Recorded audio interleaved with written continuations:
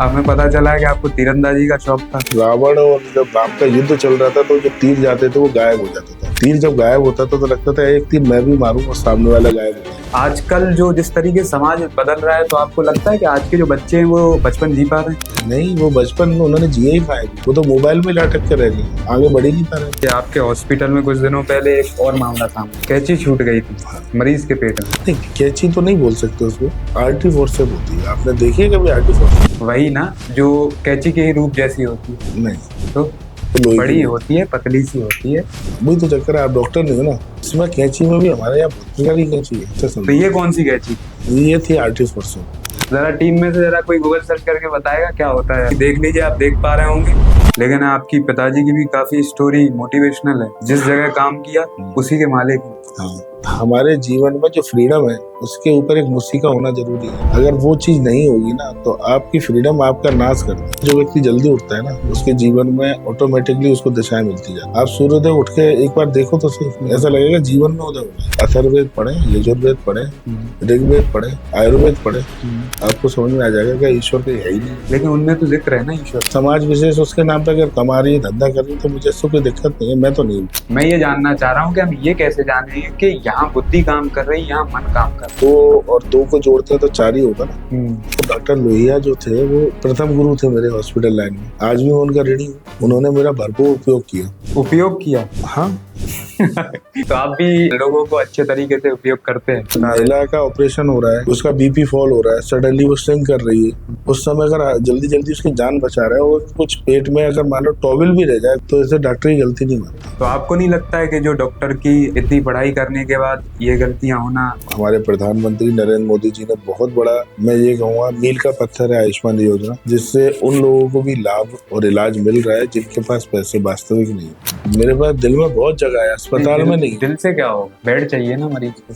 आपने जैसे एक बात कही कि आप जनसेवा करते हैं, तो अब रियल में जनसेवा कर रहे हैं या नौकरी कर रहे हैं? सच बताऊं तो ऐसा कुछ हुआ है आपकी लाइफ में कि आपने खोजा हो भगवान को, तो उसके बाद नहीं मिले हो, तब आपने निष्कर्ष निकाला हो तो भगवान नहीं? ऐसा ही हुआ था।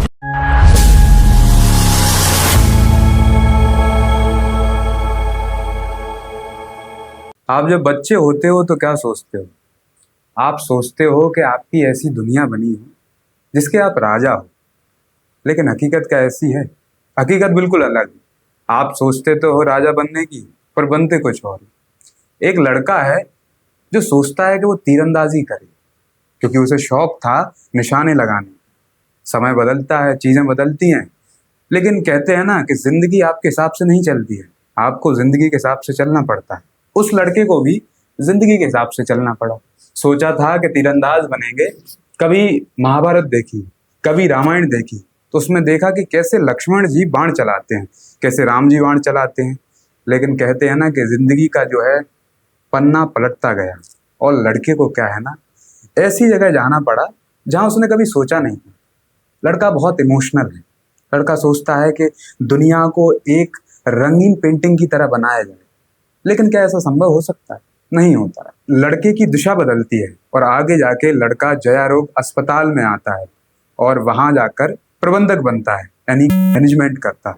आज वो हमारे साथ बैठे हुए अनिल मेवा फरोशी। नमस्कार। नमस्कार। कैसे हैं आप? मैं बढ़िया। तो आपका जिंदगी का सफर कैसे रहा?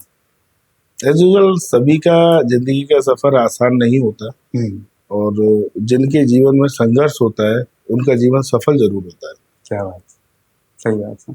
तो संघर्ष बचपन में तो नहीं था। जब होश संभाला, थोड़ा सा लगा, 11th-12th में आए, तब पता पड़ा कि जीवन इतना आसान नहीं है जितना बचपन में लगता था, और उतना भी आसान नहीं है जितना आप समझ रहे हो। ये उससे कई गुना कठिन है। इससे कैसे निकलना है, वो निकलना तो पड़ेगा, सभी को जाना पड़ता है। निकलना कैसे है ये समझने में जितनी जल्दी समझ में आ जाए उतनी जल्दी जीवन आसान हो जाता है। आपकी बचपन की शुरुआत कहाँ से होती? जब मैंने होश संभाला, मैं 8-9 साल का, 10 साल का हुआ। उस समय से लेके आज तक की मुझे सारी चीजें याद है। बचपन कैसा बीता है आपका? बचपन मेरा बहुत अच्छा बीता। हम 3 भाई 2 बहनें, दिन भर कूदम, अच्छी खासी पिटाई। कैसे, कौन पिताजी मारते?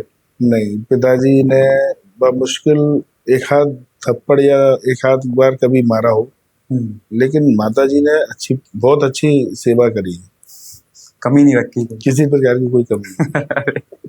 क्या बात। तो आप, हमें पता चला है कि आपको तीरंदाजी का शौक था। हाँ, हुआ ये कि पहले महाभारत आती थी, तो हमारे मोहल्ले में हमारे पास ही टीवी थी। अच्छा। हाँ, छोटी सी टीवी थी, उस पे वो चैनल रहता था चलाने वाला, वो नहीं थी। अभी ये तो 93 94 में आई। शटर वाली बता रहे हो क्या? हाँ।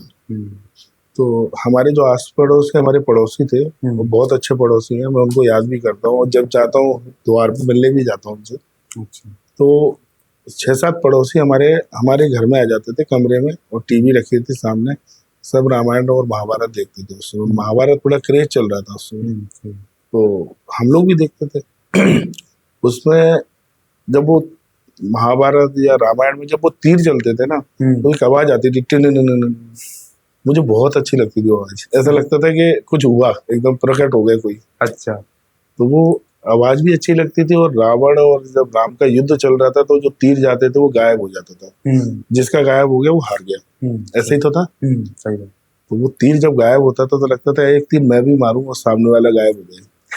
अरे, मतलब आपका लक्ष्य था कि गायब करना है। नहीं, अच्छा लगता था, छोटे थे ना। हाँ, सही बात। ऐसा लगता था कि अपन भी एक तीर चलाएं। तो झाड़ू की सीख से बनाया था, लेकिन वो हो नहीं पाया उस तरह से। अच्छा। वो टेढ़ा बेढ़ा हो गया, चला गया कहीं ना कहीं। पिटाई भी लगी थी। अच्छा। बगल वाले दादाजी के उसमें घुस गया था पेंट में, पता नहीं क्या हुआ। पेंट में कैसा मारा था कि पेंट वो ऐसे झाड़ू का बनाया था, पहले झाड़ू चलती थी ना बड़ी वाली, सीख वाली, उससे तीर कमान बनाया था। वो टेढ़ा था, कैसे ऐसे हो गया, पता नहीं कहाँ गया। तो मम्मी ने डांट दिया, आँख फूट जाएगी, किसी की लग जाएगी। वहाँ शौक खत्म होना शुरू हो गया। तो आपका शौक अभी शुरू हुआ तो खत्म होना शुरू हुआ? फिर वो उस तरफ दिमाग ही नहीं गया, कभी तीरंदाजी करना है। कभी मेले में अगर जैसे वो दिख जाता था तो मम्मी डांट देती थी कि इससे आँख फूट गई तो पड़ोसियों की या बच्चे की किसी की आँख में मार दिया, ये नहीं चाहिए, कुछ और ले लो, कैरम ले लो। फिर वो मतलब कहीं ना कहीं उस चीज को बढ़ावा नहीं मिला, क्रिटिसाइज होते गए तो अच्छा। हाँ, तो लगता अंदर ही होगा अंदर दब गया। सही बात है। लेकिन दबा है, खत्म नहीं हुआ। अभी भी करते हो? नहीं, अब तो मैं बच्चे के साथ करता हूँ अपने। अच्छा। मेरा 8-10 साल का तो बच्चा। आपने अभी ट्राई नहीं किया कि आपने सोचा हो कि अपने बच्चे को सिखाएं, हो सकता है आपके गुण उसमें ट्रांसफर हो गए? हाँ, जेनेटिकली होते हैं ट्रांसफर। हाँ वही। लेकिन मैंने ये सोचा है कि अभी उसे बचपन जीने लगे। हाँ, ये तो सही बात है। बचपन जो रहता है वो एक ऐसा समय होता है, अगर आप उसे ढंग से जी लिया तो जवानी और बुढ़ापे में कष्ट नहीं होता। आजकल जो जिस तरीके से समाज बदल रहा है, तो आपको लगता है कि आज के जो बच्चे हैं वो बचपन जी पा रहे हैं? नहीं, वो बचपन उन्होंने जिए ही कहाँ भी, वो तो मोबाइल में लटक के रह गए, आगे बढ़ ही नहीं पा रहे, ना ग्रोथ हो रही। मेंटली भी तो कमजोर होते जा रहे, मेंटली, फिजिकली।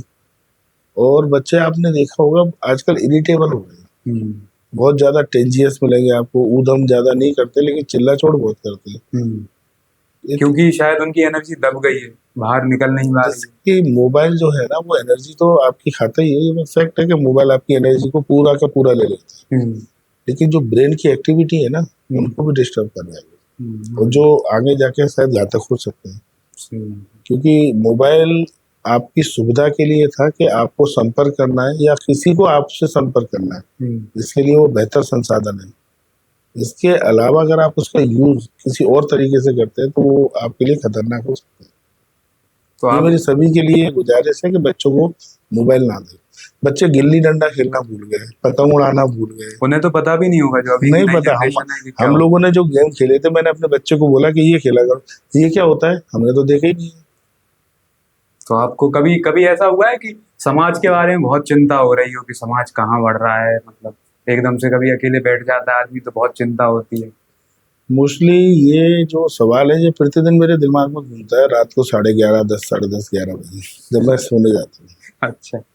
और ये प्रतिदिन अपने आप से पूछता हूँ कि एक सवाल ये भी आता है कि यार ये सही तो नहीं हो रहा है, लेकिन बदल भी नहीं सकते, क्योंकि हर घर जाके बोल पाना और समझा पाना और उसका समझना पॉसिबल नहीं है। लेकिन फिर ऐसा लगता है अगर मैंने अपना परिवार सही कर लिया और अपने आप को सही कर लिया तो मुझे देख के शायद दूसरा हो जाए। ये भी परिवर्तन बहुत है। हाँ, ये सही बात है। तो आपके हम बदलेंगे, जग बदलेंगे। सही बात है। तो आपके परिवार में क्या ये परिवर्तन आ रहा है? बहुत हमारे परिवार में बेसिकली क्या है, देखिए मैं तो वन मैन आर्मी है। हमारी माता जी हैं, हेड ऑफ द फैमिली है। हालांकि हमारे पिताजी भी हेड ऑफ द फैमिली है, लेकिन माता जी की ज्यादा चलती है। वो हर घर में चलती अब मुझे नहीं पता। है। अच्छा। मेरे घर में ये है कि माता जी जो है वो शुरू से संघर्ष किया उन्होंने। अच्छा। पिताजी जो तब ड्राइवरी करते थे, वो तो तीन धाम, मतलब जो आपने सुना होगा हिंदुओं हाँ का हाँ। पवित्र स्थान है, तीन धाम चार धाम, गंगोत्री यमुनोत्री केदारनाथ बद्रीनाथ कैला देवी। आपके पिताजी ड्राइवर थे? जी। पेशे से वो पढ़ना चाहते थे, लेकिन पढ़ाई के लिए कुछ संसाधन नहीं मिल पाए उस समय, तो फिर उन्हें मजबूरी में काम करना पड़ा, इसलिए उन्होंने पढ़ाई छोड़ दी। 12th उन्होंने पास किया। 12th में उनके उस समय 89% थे। अगर वो 89%? IAS की तैयारी करते तो सिलेक्ट हो जाते। अरे वो संसाधन नहीं मिले, उस संसाधनों की टाइम के। कमी रही और कुछ सहयोग नहीं मिला। सही बात है। मतलब आपके पिताजी ने जब पढ़ाई की होगी, आप जो बता रहे हैं, तो वो तो 2000 से पहले की बात होगी, वो 1970-80। 1997 75 से पहले की बात है। मतलब आप मान के 72 या 71 की बात होगी, 1971-72 की। 75 में तो शादी हो गई थी। अच्छा। 75 में उनकी शादी हो गई थी, तो 3-4 साल बैक जाएंगे तभी तो 12th करा हुआ उन्होंने। उस समय वो 17-18 साल के थे। लेकिन आपकी पिताजी की भी काफी स्टोरी मोटिवेशनल है। जिस जगह काम किया उसी के मालिक हैं। हाँ, तो ये कैसे हुआ? ये बेसिकली क्या है, इसमें दो चीजें काम करती हैं, मेहनत ईमानदारी। ये दो चीजें आपके साथ अगर हैं तो आप हर जगह पे मालिक ही हो, आप नौकर नहीं हो। तो उनके साथ क्या है, मेहनत बहुत है, आज भी मेहनत बहुत करते हैं। 78 ईयर ओल्ड है, 78 साल के। आप उनको देखना, सुबह पूरे में सफाई करेंगे, झाड़ू लगाएंगे, फिर पानी से धोएंगे, गाड़ियां साफ करेंगे। मतलब उनका काम ही ये रूटीन है उनका, ये करना ही है। आपने एक बात कही कि अगर आप ईमानदार हैं, मेहनती हैं, तो आप मालिक हो। लेकिन आधे से ज्यादा जो दुनिया है, मिडिल क्लास जो फैमिली होती है, उसमें जो आदमी होता है वो मेहनती भी होता है, ईमानदार भी होता है, लेकिन वो तो फिर भी नौकर है। उसका कारण क्या है पता है? Family support. हर वो व्यक्ति गरीब है जिसको फैमिली का सपोर्ट नहीं। अच्छा। मेरी नजर में, मैं व्यक्तिगत राय है ये मेरी, क्योंकि फैमिली का सपोर्ट है तो वो राजा है, और फैमिली सपोर्ट में नहीं है ना, तो वो कुछ भी नहीं है। नहीं, जैसे कि आपके पिताजी कभी बालाजी सर्विस है शायद, Balaji bus service, Balaji bus service है, वहाँ कभी ड्राइवर थे। आज वो ओन कर रहे हैं उस पूरे उसको, बालाजी सर्विस को। तो मैंने ये पूछा कि कोई अगर आदमी इंस्पायर होना चाहे, जानना चाहे कि आखिर उन्होंने इतना बड़ा जो साम्राज्य बनाया है, इतनी बड़ी कंपनी के मालिक बने, तो कैसे बने होंगे, तो उसके लिए क्या क्या जरूरी हो सकता है? कभी आपने अपने पिताजी से पूछा है कि आप कैसे? नहीं, मुझे पूछने की जरूरत ही नहीं है। अच्छा, मैं तो देख कर ही सीख रहा हूँ। अच्छा अच्छा। क्या होता है बेसिकली, किसी व्यक्ति को अगर आप देखते हैं कि वो सफल हो गया या वो सफलता के चरम पे है, उस दौरान आप उसका अनुसरण करना चाह रहे हैं कि वो हम कैसे बने, तो आप उसका कॉपी नहीं करो। आप अपनी क्षमता देखो पहले, आपको कितनी क्षमता है। हो सकता है आप उससे ऊपर जाओ, क्योंकि आप में उनसे ज्यादा क्षमता हो सकती है। तो सबसे पहले अपना स्वयं का आकलन करें कि हम हैं क्या। अगर आपको ये मालूम पड़ गया कि मैं क्या हूँ, तो हो सकता है आप उनसे बेहतर बन सकते हैं। अपना स्वयं का आकलन, मेहनत, ईमानदारी, एक अच्छा और प्रेम पूर्वक व्यवहार, बस ये 4 चीजें आपको मिल जाए तो आपको ईश्वर के समकक्ष पहुंचा देंगे। मैं ये नहीं कहूंगा कि ईश्वर बन जाएंगे, लेकिन समकक्ष हो जाएंगे। सही बात है। मतलब मेहनत करते रहिए, ईमानदार बने रहिए, तो आपको अपना लक्ष्य, अपनी मंजिल तक एक पहुंचा। व्यवहार, जीवन में व्यवहार बहुत मायने रखता है। सही बात। जिस तरह जल जीवन है, उसी तरह व्यवहार आपका जीवन की आगे की रास्ता तय करता है कि आप जीवन में जाओगे कहाँ। ये व्यवहार तय करता है। लेकिन आज के समय में जिस तरीके से समाज बदल रहा है, तो कहीं ना कहीं आदमी कट भी तो रहा है। हाँ, आज के समाज में कॉलोनी में अगर 20 घर हैं, तो उन्हें पता ही नहीं है बगल में कौन रहता है, क्या सुख दुख है, क्या हो। न्यूक्लियर फैमिली होगी। हाँ, एक्चुअल क्या है मैं आपको बताऊं, फ्रीडम, ये जो वर्ड है ना, बहुत बड़ा वर्ड है, लेकिन इसका मायने जो है वो हर व्यक्ति के लिए अलग अलग।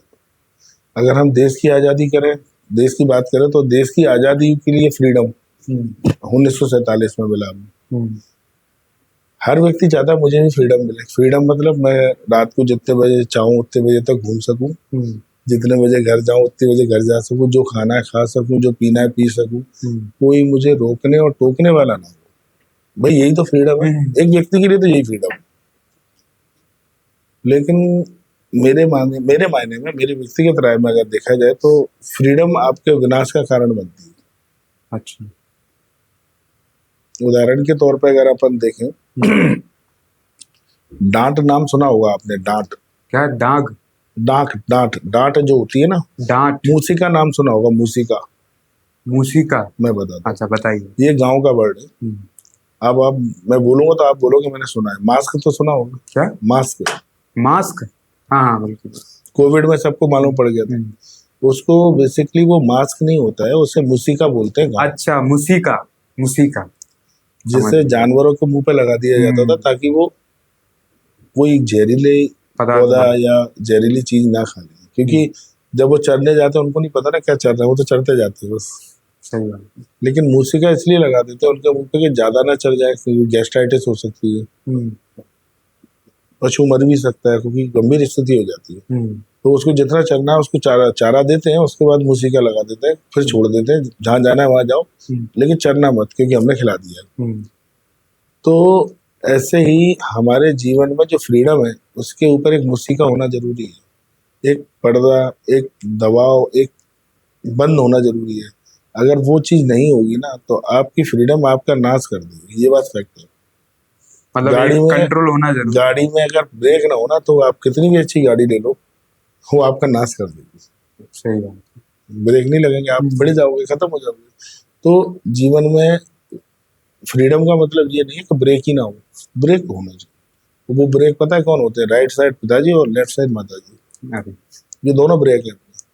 अगर लड़का बाहर कहीं गड़बड़ हो रहा है तो पिताजी ब्रेक दबा देते हैं, और लड़का अगर लगता है मोहल्ले में या घर में गड़बड़ हो रहा है तो माताजी ब्रेक लगा देते। लेकिन आजकल तो जो परिवार में जो व्यक्ति है वो अपने ब्रेक ही दूसरे घर में ट्रांसफर कर देता है, अनाथ आश्रम में। ये कह सकते हैं, क्योंकि एक बार बताया ना, वो न्यूक्लियर फैमिली वाला फॉर्मूला चल रहा है। आजकल आदमी फ्रीडम चाहता है। कैसे फ्रीडम? मैं जॉब कर रहा हूँ, मेरी वाइफ भी जॉब कर ले, हम दोनों जॉब करें, दोनों लोग सुबह हॉस्पिटल या जहाँ भी जाना है, जहाँ भी जॉब करते हैं वहाँ जाएं अपने ऑफिस, ऑफिस से लौटे शाम को फिर होटल में खाना चले जाएं, गाड़ी उठाए एक लॉन्ग ड्राइव पे चले जाएं, थोड़ा सा ड्रिंक ले लें, एक आध स्मोकिंग कर लें। ये ट्रेंड चल रहा है, ये ट्रेंड है, हालांकि अपने यहाँ का नहीं है, ये विदेशों का है, वेस्टर्न है। बट वेस्टर्न में क्या क्या चल रहा है ये पूरा नहीं पता उनको, उनका कॉपी कर लिया बस कि वेस्टर्न में ऐसा होता है, हम भी करेंगे। दिमाग नहीं लगा। कॉपी होता, वो एक बच्चा 10th का पेपर दे रहा था और उसको नकल करने की बहुत बुरी बीमारी थी, उसे नकल ही करना था, पढ़ता तो था नहीं वो। तो सामने उसके जो बैठा था आगे, उस लड़के से उसने पूछा, वो कॉपी करता जा रहा पूरा, और उसके जब उसने अपने पिताजी का नाम लिखा, जैसे फूलचंद है उसका नाम है, उसके पिताजी का नाम मालू सिंह है, उसने भी फूलचंद और मालू सिंह लिख दिया अपने नाम पे पिताजी के नाम की जगह, जस्ट कॉपी। क्योंकि उसे समझ, वो सोचा नहीं, उसने वो सोचे उसे तो कॉपी करना है बस। भाई आप कॉपी कर रहे हो तो किससे कॉपी कर रहे हो, किसका कॉपी कर रहे हो, क्या कॉपी कर रहे हो, यही नहीं पता। नकल के लिए भी अकल की जरूरत। बिल्कुल चाहिए। तो हमने वेस्टर्न कल्चर को ले लिया, लेकिन हमने ये नहीं देखा वेस्टर्न कल्चर में हो क्या रहा है। देखो तो जाके, सही बात, वहाँ मानसिक रोगी बढ़ रहे हैं, वहाँ न्यूक्लियर फैमिली बढ़ रही है, वहाँ माँ बाप को पूछा नहीं जाता, बच्चे माँ बाप का मर्डर कर रहे हैं, अभी रिसेंटली हुआ है। अब तो यहाँ पे भी होने लगे। हाँ, ट्रेंड तो आया, ट्रेंड तो आ चुका है। जैसे खेतों में अगर जरा सी आग लग जाए ना तो पूरे में फैलती है, वो फैल रही है चारों तरफ। लेकिन उस आग के ऊपर हमारी जो धर्म और संस्कृति है, हमारा जो हिंदुत्व का नारा है, वो पानी तो डाल रहा है, उतना पानी नहीं डाल पा रहा जितना डालना चाहिए, क्योंकि अब जो है आग बढ़ चुकी है, आग काफी हद तक बढ़ चुकी है। और धर्म और संस्कार का जो पानी है ना वो बहुत कम है हमारे पास। कम इसलिए है क्योंकि हमें नहीं कम कर दिया, उसे वेस्टर्न को पकड़ लिया ना। सही बात है। कोई नहीं, आ जाएगा वो भी धीरे धीरे। तो आपका बचपन ऐसा रहा, आपके पिताजी ने इतना संघर्ष किया, उसके बाद आपने 11th-12th में पीएमटी की। एक्चुअल क्या था, जब 10th किया तब सबसे पूछा मैंने क्या सब्जेक्ट लेना है, क्योंकि मध्य प्रदेश में 10th के बाद आपको सब्जेक्ट चूज करना पड़ता है, फाउंडेशन तो रहता ही है हिंदी इंग्लिश। अब आप कॉमर्स, मतलब 10th के बाद मध्य प्रदेश में करना पड़ता है और ऑल इंडिया में करना? नहीं, यूपी में शायद 9th से होता है। अच्छा, ऐसा मेरी जानकारी है। अच्छा। और मध्य प्रदेश में 10th के बाद ही सब्जेक्ट लेते हैं, बोर्ड हो जाता है 10th, उसके बाद सब्जेक्ट लेते हैं। मैंने सबसे पूछा मैंने क्या ले लूं। अच्छा देखो, उस समय नहीं पता था क्या करना है, ये पता था तीरंदाजी अगर मिल जाए तो कर ले, लेकिन मिली नहीं कभी, कभी मिला ही नहीं, कोई तो प्लेटफॉर्म ही नहीं मिला। आपने मतलब बचपन में छोड़ दी थी तीरंदाजी नहीं, को? अभी भी है मेरे दिमाग में, लेकिन कोई प्लेटफॉर्म नहीं नहीं मिला। नहीं, दिमाग में है, बट आपने प्रैक्टिस में कभी की है? कहीं जाते हो, कहीं प्रैक्टिस तो मैंने आज तक नहीं छोड़ी, प्रैक्टिस तो आज भी करता हूँ। प्रैक्टिस करते हो? प्रैक्टिस कहाँ करते हो? घर पे कुछ बनवा रखा है? अच्छा, बना रखा है मैंने। तो आपको नहीं लगा जिस तरीके का नहीं, मेरा आजकल शौक देखिए आजकल नया ट्रेंड आ रहा है कि आपने सुना होगा, पिछले साल एक मीम वायरल हुआ था, आपने देखा होगा, 40 साल के एक अंकल हैं, वो गए बिना ट्रेनिंग के बंदूक लेके, जो उसमें था, शॉट लगाया और विनिंग थे वो ओलंपिक में। हाँ, तो ऐसा आपके दिमाग में नहीं आया कि ये आदमी गया है भाई, मैं भी निकलता जाऊं हूँ? कैसे, मुझे यही नहीं पता ना। मैं वही तो ढूंढ रहा हूँ, मुझे प्लेटफॉर्म तो मिले, मुझे रिप्रेजेंट कौन करेगा, मैं किससे जाके मिलूं कि वो मुझे और सिखा दे। तो आप पूछते, शायद कोई ना कोई बहुत पूछा, यहाँ नहीं है, नोएडा चले जाओ, दिल्ली चले जाओ, वहाँ शूटिंग क्लब्स है। ग्वालियर में कोई शूटिंग क्लब्स मेरी नॉलेज में तो नहीं है। सही हाँ, बात है। तैराकी का क्लब है मेरी जानकारी में, मैंने ढूंढा है ना, इसलिए मुझे पता है। अच्छा अच्छा अच्छा। कबड्डी का है, वॉलीबॉल का है, बास्केटबॉल का है, बट शूटिंग का नहीं मिला मुझे आज तक। तो नेट पर भी सर्च करा, लेकिन ग्वालियर में कोई तो नहीं। आपने ये नहीं सोचा दिल्ली चलते हैं, नोएडा चलते हैं, वहां करते हैं? नहीं जा पा सकते ना, क्योंकि उस समय जब 11th 12th था ना, तब पढ़ाई पे फोकस रहा। देखिए, वो शौक एक अलग चीज है, उसे पेशन बनाना बहुत अच्छी चीज है, लेकिन पढ़ाई बहुत जरूरी है। पढ़ाई हमारे लिए उतनी जरूरी है जितना हमारे लिए अंग वस्त्र है, भोजन है, और हमारा नहाना और पूजा करना, इतना ही हमारे लिए पढ़ाई जरूरी है। तो आप मतलब फिर आप पीएमटी आपने डिसाइड कैसे की, वो आप बता रहे थे? हाँ मेरे पड़ोस में एक भैया रहते थे, संजय जालौरिया, वो पीएमटी की तैयारी कर रहे थे। 2 साल के ड्रॉपर थे, मुझसे 2 साल बड़े। 2 साल के ड्रॉपर? ड्रॉपर। उनका हुआ नहीं था ना, अच्छा अच्छा अच्छा। सिलेक्शन नहीं हुआ, ड्रॉप हो गई उनकी, फिर से तैयारी करी? फिर से अब मैं 12th पास 10th पास करा था, वो 2 साल के ड्रॉपर थे, 4 साल मुझसे बड़े। उस टाइम पे तो बहुत क्रेज था पीएमटी, मतलब बहुत। आप प्रधानमंत्री इतने हो कॉलोनी में कि भाई पीएमटी किया है लड़के ने। वो क्या है, एक क्रेज था, इससे तो उसको गले में टांगने का है, और जो एप्रेन है व्हाइट वाला वो कंधे पे, अरे, ये क्रेज था। तो आपको ऐसा फील होता था मतलब? हाँ, हम भी। उनको देख के लगता था यार अपन भी तो बन सकते हैं। फिर मैंने पढ़ाई भी करी इसकी। अच्छा। मैंने रात को, सुबह शाम को 8 बजे बैठता था मैं पढ़ने। मेरे पास एक वो था वॉकमैन, उस समय वॉकमैन चलते थे, कैसेट लगाओ और गाने सुनो, और वॉकमैन लगा के लाइट जला के मैं पढ़ने बैठ जाता था। 8 बजे से सुबह उठते थे 5:30 6 बजे, सोते नहीं थे हम लोग। अच्छा। वो खाना नहीं खाते थे ताकि नींद ना आए, चाय और कॉफी चलती रहती थी रात भर। सुबह 6 बजे चिड़ियों की चहचहाट होती थी, बहुत अच्छा लगता था, आज भी अच्छा लगता है, मैं रोज उठ जाता हूँ। आप आज भी 5 बजे उठते हो? 4:30 5 बजे। Same routine? Same routine. मुझे ऐसा लगता है जो व्यक्ति जल्दी उठता है ना, उसके जीवन में ऑटोमेटिकली उसको दिशाएं मिलती जाती हैं। आप उठ के तो देखो, आप सूर्योदय उठ के एक बार देखो तो सही, ऐसा लगेगा जीवन में उदय हो रहा है।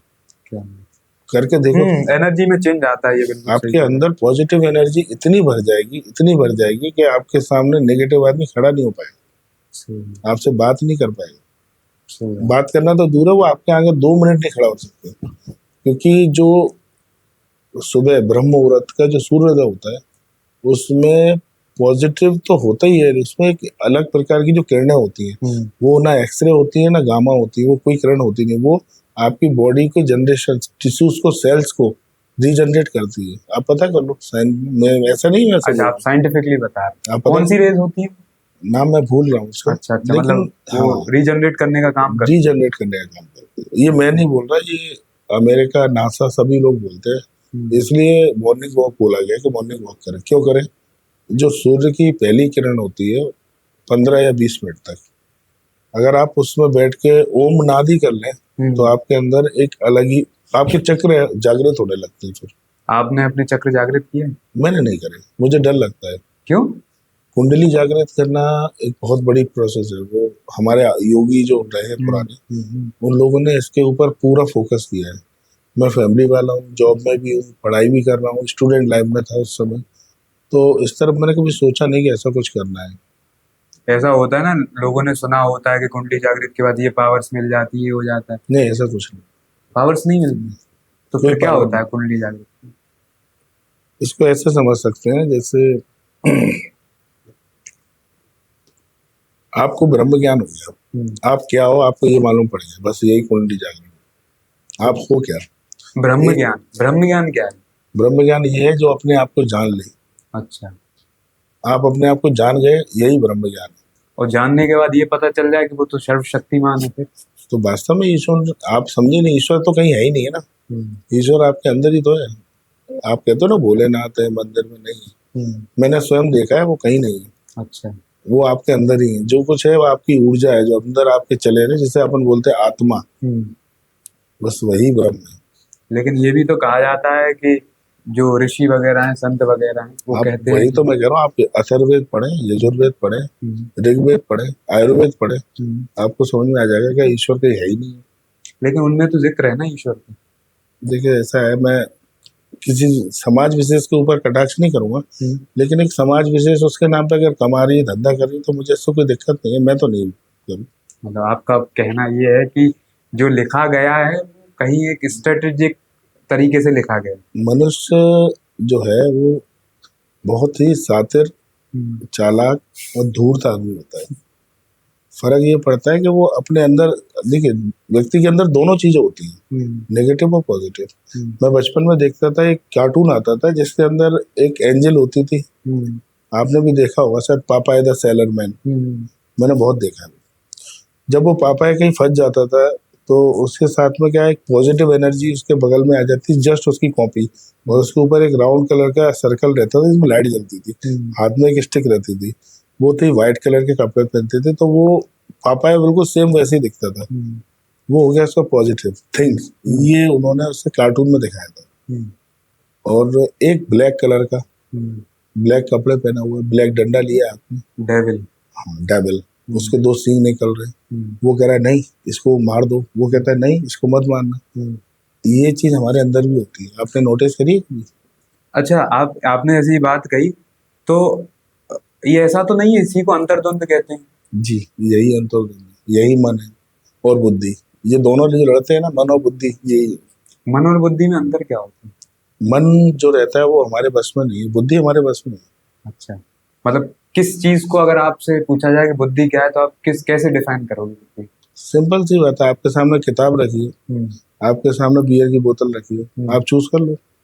अगर आपने किताब चूज करी तो आपकी बुद्धि काम कर रही है, और आपने अगर बियर चूज करी है तो आपका मन है, बुद्धि नहीं है। लेकिन कहीं ना कहीं जैसे आपने लॉजिक दिया है, तो कहीं ना कहीं ये जो आपने कहा है कि अगर आप किताब चूज करोगे तो बुद्धिमान है, लेकिन अगर आप साइंटिस्ट के बारे में पढ़ोगे, कई साइंटिस्ट, कई वो अलग अलग टाइप के जो लोग हैं, जीनियस लोग माना गया है, तो आप पाओगे कि वो तो शराब भी पीते थे, वो तो ड्रिंक भी करते थे। हाँ, मैंने तो बोला कि आप बियर मत पियो। नहीं, अभी आपने बुद्धि के बारे में बोला ना। हाँ, तो मैंने ये थोड़ा बोला है कि आप शराब मत पियो या बियर मत पियो। आपकी बुद्धि डिसाइड क्या कर रही है, ये आपको बता रहा है कि आप नरक में, मतलब नरक से मतलब मेरा ये नहीं है कि आप नरक में जाओ, नरक स्वर्ग कहीं है ही नहीं है, सब यही है। आप पढ़ने का समय है, जीवन में कुछ बनने का समय है, आप युवा अवस्था में है, आप कॉलेज में या स्कूल में, और आपके सामने बियर रख दी जाए और किताब रख दी जाए, तो आपको क्या चूज करना चाहिए, आप बताएं। आपकी बुद्धि से मैं पूछता हूँ। बुद्धि के हिसाब से तो ये है कि वो आदमी कैसा है वो उसके ऊपर डिपेंड। मैं कह रहा हूँ स्टूडेंट लाइफ है आपकी, स्टूडेंट की लाइफ के हिसाब से तो वो जाहिर सी बात है कि हमारी जिंदगी में, हर मनुष्य की जिंदगी में 16 संस्कार होते हैं, जिसमें कुछ मुझे याद है, जैसे विवाह संस्कार और जनेऊ संस्कार होता है, नामकरण संस्कार, फिर होता है विद्या का, जब पहली बार पूजा होती है तो किताब पे अपन पूजा करके फिर पढ़ने जाते हैं, खाने का भी संस्कार होता है, हाँ उसे वो दादा कराते हैं। ऐसे करके 16 संस्कार होता है, जो 16वां संस्कार होता है उसे बोलते हैं अंतिम संस्कार। वो अपन नहीं करते, वो सब लोग मिलकर करते हैं फिर। तो ऐसे हमारे जीवन में संस्कार होते हैं, उन संस्कारों से हर उम्र पे हमें एक संस्कार मिलता है। बचपन में हमारा एक ही जीवन होता है कि हमें खेलना है, खाना भी नहीं देखना, कपड़े भी नहीं देखना, हम क्या पहन रहे हैं, क्या कर रहे हैं, कुछ फर्क नहीं पड़ता। हो सकता है चप्पल ही नहीं पहने हो, वो नंगे ही चले जाते छोटे थे।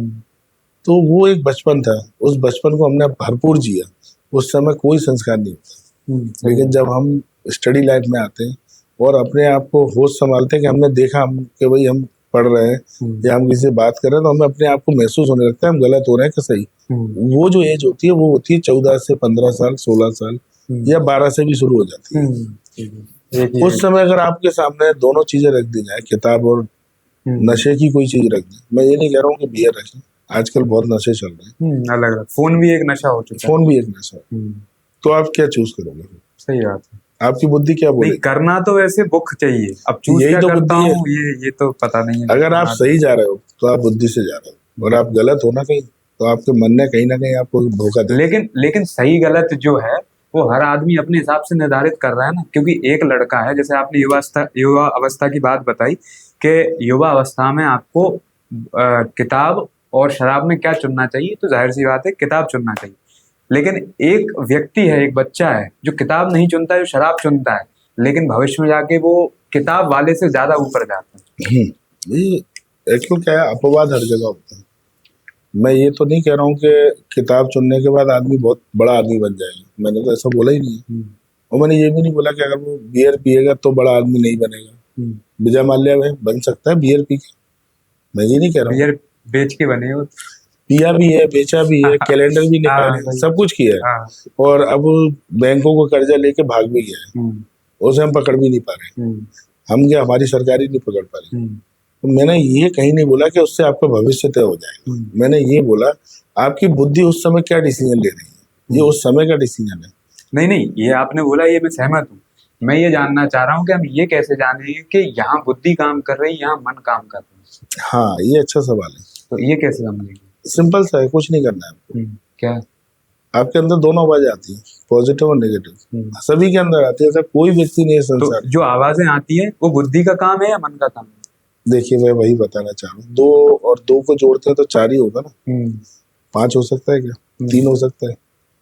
ऐसे ही मन होता है। मन क्या करता है, सही चीज को भी गलत बता देता है, गलत चीज को भी सही करता है।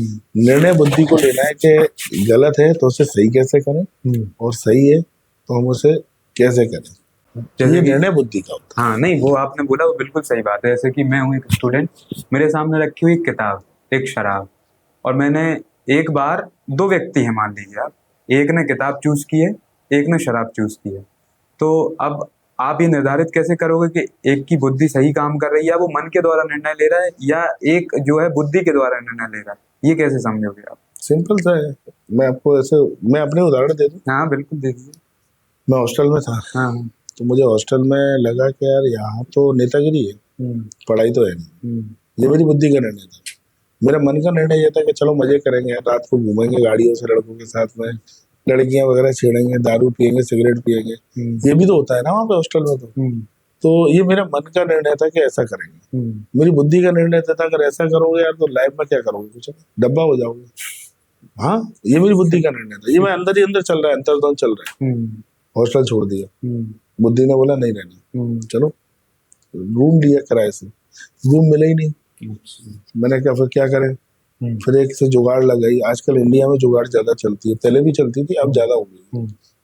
तो एक से जुगाड़ लगाई, उसने जैसे तैसे करा।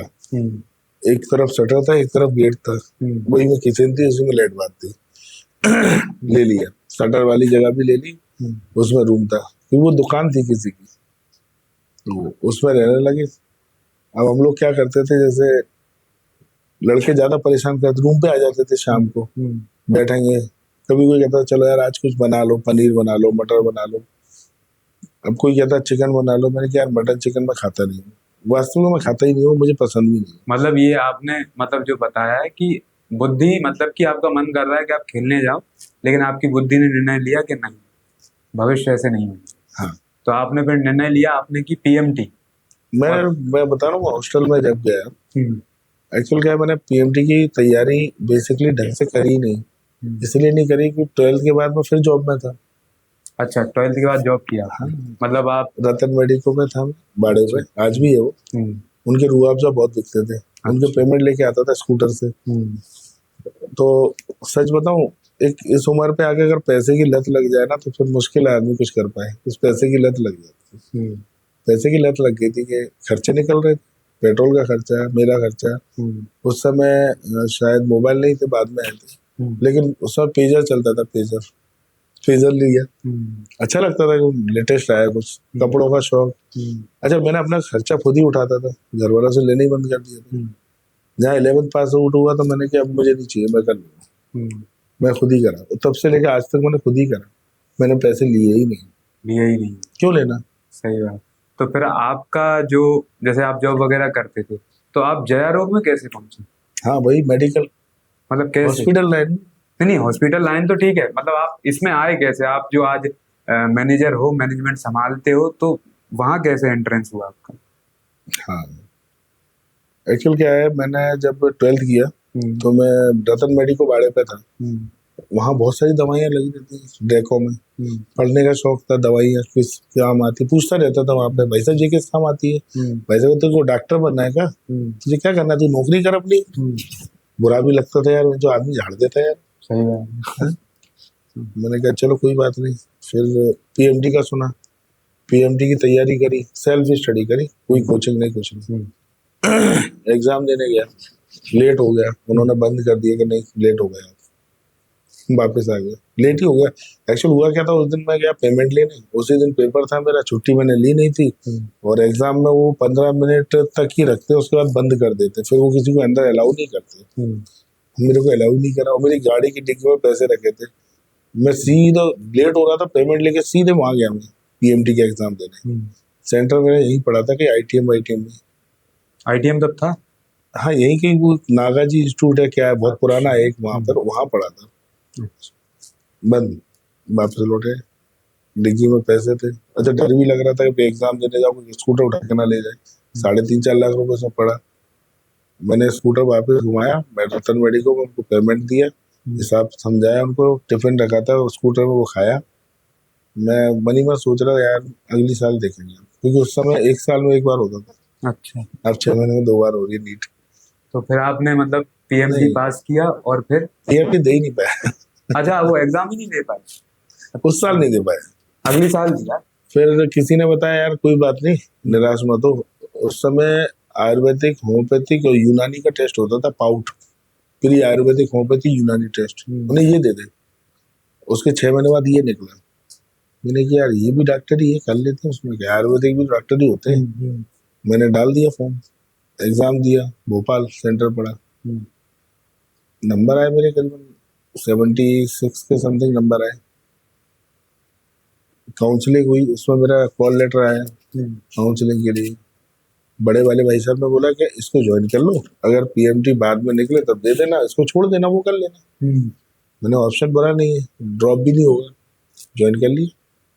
तो पहला कॉलेज मिले Ramnath Singh RNS homeopathic medical college, वहां से मैंने डिग्री शुरू करी। अच्छा, वो उस समय वो जो क्रेज था ना स्टेथोस्कोप और एप्रेन वाला, वो पूरा हो गया था। अच्छा। घर आते थे ना, वो एप्रेन डाल के और स्टेथो डाल के आते थे, मोहल्ले वाले देखते थे, मुन्नी का मोड़ा डॉक्टर बन गया। इतना ही सुनने में मजा आ जाता। प्राउड होते होंगे। हाँ। आपके घर वाले। तो मुझे लगा पीएमडी करने की जरूरत ही नहीं है, तो फिर मैंने पीएमडी करी भी नहीं। तो फिर आप मतलब इसी के थ्रू आप फिर तैयार हो? मैंने 4.5 साल डिग्री करी, ये और एमबीबीएस इक्विवेलेंट है, बट उनकी फार्माकोलॉजी चलती है, और यहाँ पर हमारी जो फार्मेसी है वो अलग है। उनकी एलोपैथिक चलती है, ये होम्योपैथिक है, और एक आयुर्वेदिक होता है। तो हमारे को anatomy, physiology, forensic, surgery, gynae, ops, ENT, ophthalmo, सारे सब्जेक्ट पढ़ाए जाते हैं। सिर्फ एक ड्रग नहीं पढ़ाई जाती जो ड्रग एलोपैथिक वाले लिखते हैं। मैंने कहा वो मुझे जरूरत भी नहीं है। 3 या 2-2.5 साल तो मैंने मेडिकल लाइन में काम कर ही लिया था, तब तक उतनी नॉलेज हो गई थी कि कौन सी दवाई किस काम आती है, पता पड़ गया था। और फिर उस समय किताब चलती थी, अभी भी है शायद, ड्रग्स की, उसमें दवाई लिखी रहती थी, उसके सिम्टम लिखे रहते थे, क्या देना है, वो आरएमपी डॉक्टर पढ़ते हैं ना, वो किताब वो मैंने परचेज कर ली थी, कबाड़ी से ली थी 11 रुपए की उस समय। तो मेरे पास आज भी है, उससे नॉलेज हो गई पूरी। अच्छा, आपने पढ़ लिया सारी? पूरा पढ़ा हुआ, रटा पड़ा है। अभी बस ऑपरेशन नहीं कर सकते, पर सारे ट्रीटमेंट कर सकते हैं। तो अभी अब आपका जो सफर है जया रोग का, यहीं से शुरू हुआ है। कैसा, आप एंट्री कैसे हुई? यहीं से एंट्री हो गई। बस जब मैंने फर्स्ट ईयर किया, तो फर्स्ट ईयर में मुझे लगा यार चलो ठीक है, डॉक्टर तो बन ही रहे, नॉलेज कैसे मिलेगी, क्योंकि कॉलेज में पढ़ाने वाले थे ना, उनसे 2 मिनट में समझ में आया कि ये कितने पानी में। उनकी नॉलेज और मेरी नॉलेज में अंतर था। वो मुझे वो पढ़ा रहे थे जो मैं किताबों में पहले ही पढ़ चुका हूँ। अच्छा। मुझे ऐसा लगा कि यार ये तो पढ़ाने से रहे, मुझे प्रैक्टिकल नॉलेज चाहिए। थॉटिकल तो मैं कर लूंगा। मैंने डॉक्टर लोहिया सर से बात करी जनक हॉस्पिटल में। लोहिया जो फेमस है? डॉक्टर श्री प्रकाश लोहिया, अच्छा। ऑर्थोपेडिक है। ऑर्थोपेडिक। उनका उस समय हॉस्पिटल था जनक हॉस्पिटल के नाम से। मैं बात कर रहा हूँ 2004 की। 2003 में मेरा एडमिशन हुआ था। और 2005 या 4 ही समझ लो, 5 जनवरी में मैंने उनके ज्वाइन कर लिया था 2005 में। 2005 में मुझे उन्होंने एज ए असिस्टेंट डॉक्टर रखा अपने यहाँ पे, और सैलरी थी 7,000 रुपये। अच्छा। और टाइमिंग थी सुबह 8 बजे से लेके शाम को 4 बजे तक। तो मैंने उनसे रिक्वेस्ट किया कि सर 8 से 4 मुश्किल होगा, मैं 8 से 12 आ जाऊँगा, फिर मैं 5 बजे से 10 बजे तक आ जाऊँगा, आपको 1 घंटा एक्स्ट्रा दे दूँगा, लेकिन मुझे दोपहर में छोड़ दो। उन्हें क्यों? मेरे सर कॉलेज रहता है ना, पढ़ने जाना पड़ता है, अटेंडेंस भी मिलती है। फिर ठीक है चले जाओ। वहाँ से मेरी जर्नी शुरू हो गई। तो वो डॉक्टर लोहिया जो थे वो प्रथम गुरु थे मेरे हॉस्पिटल लाइन में। आज भी मैं उनका ऋणी हूँ। उन्होंने मेरा भरपूर उपयोग किया। उपयोग किया? हाँ, उपयोग मतलब आपको किसी का आप एम्प्लॉय रखते हो, अच्छा, आप उससे कितना काम ले सकते हो। अच्छा। ये उन्होंने बताया कि काम कैसे लिया जाता है और कैसे कराया जाता है, ये उन्होंने मुझे सिखाया। आप उनके खास आदमी हो, पहले तो आपको ये एहसास दिला दो, फिर आप उससे चाहें जो करवा लो। तो ये टेक्निक आप भी इस्तेमाल करते हो? मैंने जो सीखा है वही तो करूँगा। मतलब ये इस्तेमाल कर, तो आप भी लोगों को अच्छे तरीके से उपयोग करते हैं लोगों का? ये कहना तो सही नहीं होगा कि मैं लोगों का उपयोग अच्छा करता हूँ। जो मेरे एम्प्लॉय हैं, जो मेरे अंडर में काम करते हैं, मैं उनका भरपूर उपयोग करता हूँ ताकि जन सेवा हो सके। अच्छा। क्योंकि वो लोग तो नौकरी करने आए, मैं तो नौकरी करने आया नहीं। सही है। तो मैं अपना जन सेवा करता हूँ और उन लोगों से जबरदस्ती करवाता हूँ। तो आप अभी 1000 बिस्तर बेड में? मैं अभी जय रोग चिकित्सालय समूह पूरा ही देखता हूँ। पूरा समूह देखते हैं? 1000 बिस्तर उसका एक अभिन्न अंग है। हाँ, इसमें कुछ डिपार्टमेंट पार्ट है। अच्छा अच्छा। तो जया रोग में कई केसेस आते रहते हैं, कई चीजें होती रहती हैं कि गलती से कुछ हो गया, डॉक्टर ने लापरवाही कर दी। हाँ, आप उसको ऐसे मत बोलो कि गलती से हो गया। बेसिकली क्या होता है, ऑपरेशन मतलब जानबूझ के हो गया? नहीं, जानबूझ के भी नहीं कह सकते। तो मैंने आपसे, जैसे आप घर से निकले और आपने शर्ट पहनी जल्दी जल्दी, वो फोन आ रहा है अर्जेंट, जल्दी आइए जल्दी आइए, और आपको लग रहा है कि बहुत जल्दी पहुंचना है, तो आपने शर्ट डाली, मोजे पहने या मोजे पहने नहीं, जूते पहने और निकले, पता पड़ा पैंट ही नहीं है। हो जाता है, सडनली कभी भी हो जाता है। मोबाइल रह जाता है घर पे। आपके साथ हुआ है कि पैंट छूट गया? मेरे साथ, मैं 18-19 साल का था उस समय। तो एक दूध वाला था, उसको सांड ने मार दिया मेरे सामने, और मैं नहा के निकला था, और मैं सिर्फ टॉवल पहना था और बनियान भी नहीं थी मेरे पास। और मैंने देखा सांड ने उसको उठा के फेंका, तो वो हमारी गली में जो गेट था उस पे आके टकरा के जमीन पे गिरा, और सांड दोबारा उसको मारने आ रहा था। मैंने उसको हाथ से पकड़ के ऐसे खींच लिया, और मेरी टॉवल खुलते खुलते बच गई, लेकिन खुली नहीं। नहीं, मैं पैंट की कह रहा हूँ कि इतने टाइम में आपका हुआ कि आप पैंट भूल? अरे मैं कह रहा हूँ ना, उसको ऐसा लगा, उसको बचाने के चक्कर में सब भूल गया। मैं ये नहीं पता था, मैं बाथरूम से निकला, टॉवल लगाया, और कुछ है ही नहीं मेरे पास। अच्छा। वो हादसा हो सकता था ना, सांड मुझे ही मार सकता था, मैं रोड में डाला होता था। सही है। तो जल्दी और कई बार हार्ड एंड फास्ट में हो जाती है। तो गलती तो होती है? गलती तो सभी से होती है। अरे तो मैंने वही तो बोला था कि गलती से होता है या हकीकत में होता है, तो आपने बोला आप ही ने तो बोला गलती से होता है, गलती हुई है। तो आपने ये बोला ना कि गलती से नहीं होता है, तभी तो मैंने ये क्वेश्चन किया। नहीं, मैं कह रहा हूँ ना, जल्दबाजी में गलती होती है, हम जानबूझ के गलती नहीं कर रहे। मेरा मतलब हाँ, ठीक है। फिर किसी महिला का ऑपरेशन हो रहा है, उसका बीपी फॉल हो रहा है, सडनली वो स्विंग कर रही है, उस समय अगर जल्दी जल्दी उसकी जान बचा रहा है, और कुछ पेट में अगर मान लो टॉवल भी रह जाए, गॉच पीस भी रह जाए, तो इसे डॉक्टर की गलती नहीं मानते। अच्छा। क्योंकि पहले उसके प्राण बचाना है ना भाई। अगर वो मर गई, फिर तुम उसके पेट में कुछ भी छोड़ दो, उससे क्या फर्क पड़ना है? तो फिर वही जाके आगे दिक्कत दे जाती है। उसको फिर गलती को सुधारा जाता है। अगर ऐसा आपको लगता है वो महिला दोबारा आई, पेट दर्द लेके आई, तो आपको अल्ट्रासाउंड कराया, पता पड़ा कुछ निकला, उस अल्ट्रासाउंड में दिखाई देगा ना, ये एक्सरे में दिखाई देगा। फिर उसे चीरा लगा के उतना सा उसी पार्ट को निकाल के, जो गॉच पीस है जो रह गया, उसको दोबारा सिल के उसको बता दिया जाता है कि ये बाई मिस्टेक हुआ था, तो वो ठीक हो जाती है। तो आपको नहीं लगता है कि जो डॉक्टर की मतलब 5 साल पढ़ाई करते हैं, फिर 2 साल और करते हैं, इतनी पढ़ाई करने के बाद ये गलतियां होना? देखिए ऐसा है, डॉक्टरी पेशा बहुत ही मैं ये कहूँगा बहुत ज़्यादा टिपिकल है, क्योंकि आप इंजीनियरिंग करो, आप 4 साल बाद कमाना शुरू कर दोगे, बराबर है। आप कोई बिजनेस डालो, आप 10 साल 2 साल में 3 साल में उसमें रन कर जाओ, कितना भी ठंडा हो फिर भी 1-2 साल में रन कर जाओ। अगर आप मेडिकल लाइन में आते हैं तो सबसे पहले आप 12th बायोलॉजी से करेंगे, जब आप 18 साल के हो। उसके बाद आप पीएमडी की तैयारी करते हैं, जो आजकल नीट के नाम से है। आप नीट की तैयारी करते हैं तो 1 साल में अगर हो जाता है तो किस्मत और मेहनत है, और नहीं हो पाता है तो कंपटीशन बहुत ज्यादा है तो दूसरे साल हो ही जाता है। अगर फिर भी मेहनत और किस्मत साथ देगी तो आप हो गए हो 20 साल के, और आपने सिर्फ क्या किया है, अभी नीट निकाला है, आपको कॉलेज अलॉट हो गया।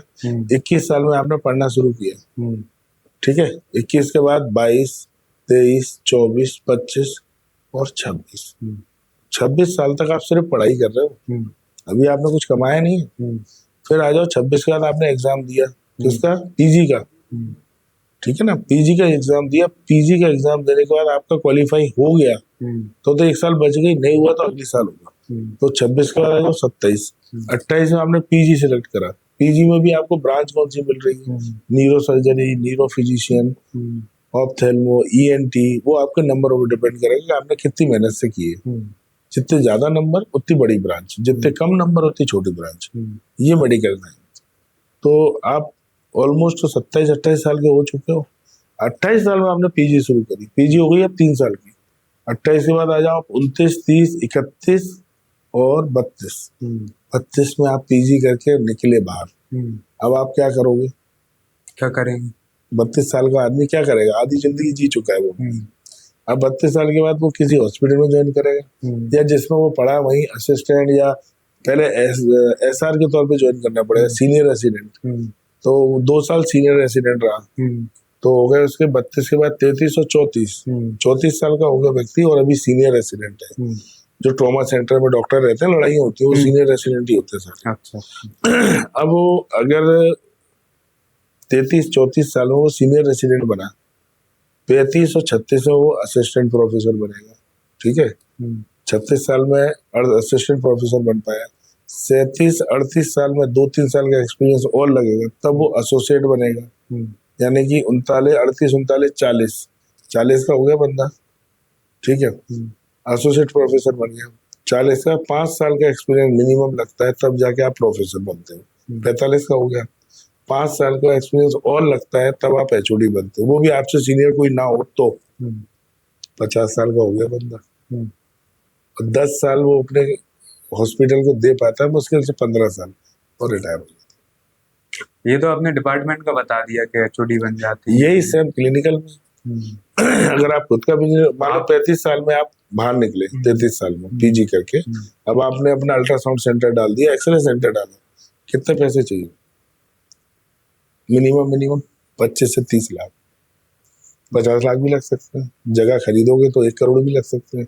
किराए से लोगे तो किरायानामा और उसका रेंट, फिर स्टाफ, कम से कम आपको राउंड दी क्लॉक 4 से 5 लोग लगेंगे। एक सफाई वाला, एक रिसेप्शन पे, 2 असिस्टेंट, लाइट, कंप्यूटर, मशीनें, एक मशीन आती है अल्ट्रासाउंड की। जनरली ले लो आप, नॉर्मल से काम चलता नहीं, आजकल तो लेटेस्ट टेक्नोलॉजी है, तो 18 से 20 लाख, 22 लाख की मशीन आती है। सेटअप लगाओगे, एल्यूमिनियम सेक्शन का लगाओगे, लकड़ी का लगाओगे ना, टेबल कुर्सी वगैरह, वेटिंग चेयर, रिसेप्शन का काउंटर, लाइटें, ये सब लगाया, टोटल गाड़ी पहुंची 30 से 35 लाख के बीच। तो स्टाफ की सैलरी महीने की।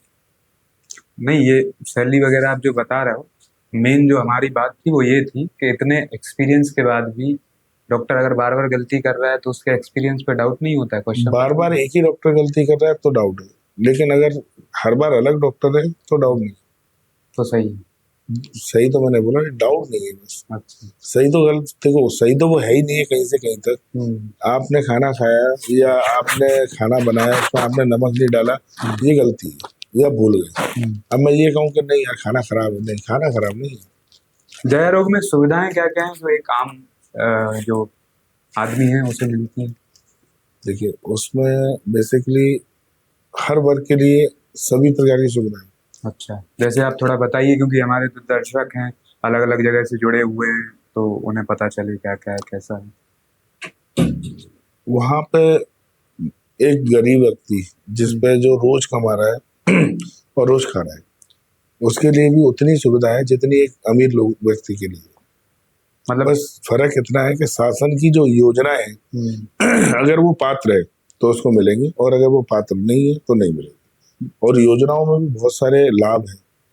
आयुष्मान, जो माननीय हमारे प्रधानमंत्री नरेंद्र मोदी जी ने बहुत बड़ा, मैं ये कहूँगा मील का पत्थर है आयुष्मान योजना, जिससे उन लोगों को भी लाभ और इलाज मिल रहा है जिनके पास पैसे वास्तविक नहीं है, जो रोज दाल बाजार में ठेला चला रहे हैं, 1500 ही कमा पा रहे हैं पर डे के, लेकिन वो उसमें बच्चे, घर परिवार, फिर थोड़ा सा वो अपने लिए भी सोच लेते हैं, थोड़े स्वार्थी हो जाते हैं, दारू भी पी लेते हैं गुस्से में, तो उनके लिए भी आवश्यक है, तो उनको लाभ नहीं मिलता है। अभी मान लो कोई, अभी मैं रिसेंट की केस बताऊँ आपको, लोहिया बाजार में एक व्यक्ति सरिया उतार रहा था, जो पाइप और सरिया होता है, लेबर होती है, वो उतारते समय उसका पैर एकदम डिसबैलेंस हुआ और उसका कंधा उतर गया और फ्रैक्चर हो गया। उसे ट्रॉमा लेके आए, वो मेरे मिलने वाले थे, मैंने डॉक्टर वहाँ doctor RS Bajoria orthopaedic surgeon है और विभाग अध्यक्ष है ऑर्थोपेडिक डिपार्टमेंट, उनसे संपर्क किया, मैंने बताया मेरे सब ऐसे ऐसे केस आया, देख के आप मुझे बताएं क्या हो सकता है। उन्होंने कहा नहीं, हो जाएगा, डिटेक्शन है ये, इसमें रिडक्शन होगा, तो कंधा ऊपर चढ़ा देंगे और प्लेट डाल देंगे हाथ में, ठीक हो जाएगा, कोई इशू नहीं है। प्लेट कितने की आएगी? वो आएगी 10-12 हज़ार रुपये की। मैंने पूछा उस पर आयुष्मान है क्या? जो लेकर आए थे उनसे पूछा आयुष्मान है? हाँ साहब आयुष्मान तो है। फ्री हो गया उसका सब कुछ नहीं लगा, 1 रुपया नहीं लगा। जैसे कि कई अलग अलग जगह से लोग आते हैं, भिंड से आ रहे हैं या दूर वगैरह से आ रहे हैं। कुछ टाइम पहले मैं गया हुआ था, तो एक मरीज था जिसकी क्या कहते हैं किडनी, वो पता नहीं किडनी था या क्या था, वो थैली में लटकाए हुए घूम रहा था उसको, और उसके लिए बेड भी नहीं था। मतलब उसको तो देख के तो मैं डर ही गया था। मैं आपको बता रहा हूँ, आपने पूरा नहीं देखा, मैं बताता हूँ। आप 1000 बिस्तर के सर्जरी वार्ड में जाना, 3rd फ्लोर पे, वहाँ आपको ऐसे बहुत सारे मरीज मिलेंगे जिनके पेट के ऊपर एक छेद होगा, उसमें एक थैली लटकी होगी, और वो लोगों को ये नहीं पता कि उस थैली का मतलब क्या है। उनको ये पता है कि बस डॉक्टर ने ऑपरेशन किया है और ये ऐसे ही रहेगा कुछ दिन, बाईपास बोलते हैं उसे। कई बार ऐसी कोई सर्जरी करनी पड़ती है जिसमें हमारे एनल रेक्टम पे, जो जिसे हम मलद्वार बोलते हैं, उसको बंद करना पड़ता है। उसकी जगह हम बाईपास बना देते हैं और उसमें थैली लटका देते हैं, तो जो भी हम खाते हैं वो उसमें चला जाता है। वो आवश्यक होता है सर्जरी के लिए, और उसको कुछ दिन ऐसे ही रखना पड़ता है। नहीं, आपने जो बोला वो बाईपास बोल रहे हो, मैं बाईपास की नहीं कह रहा, उनकी अतड़ियां निकली थी। मैं वही बोल रहा हूँ ना, अतड़ियां जिसे आप बोल रहे हो ना, basically intestinal obstruction, that is called, जो आप बोल रहे हो ना अतड़ियां, वो इंटेस्टाइनल ऑब्स्ट्रक्शन थे।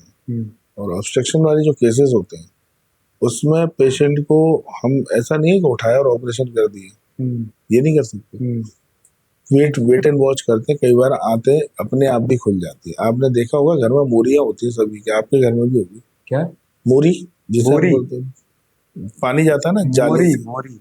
अच्छा। मोरी में से अगर जैसे पानी नहीं जा रहा है बाथरूम में, कई बार इकट्ठा हो जाता है, नीचे नहीं जाता, क्या करते हैं? साफ करते हैं। कैसे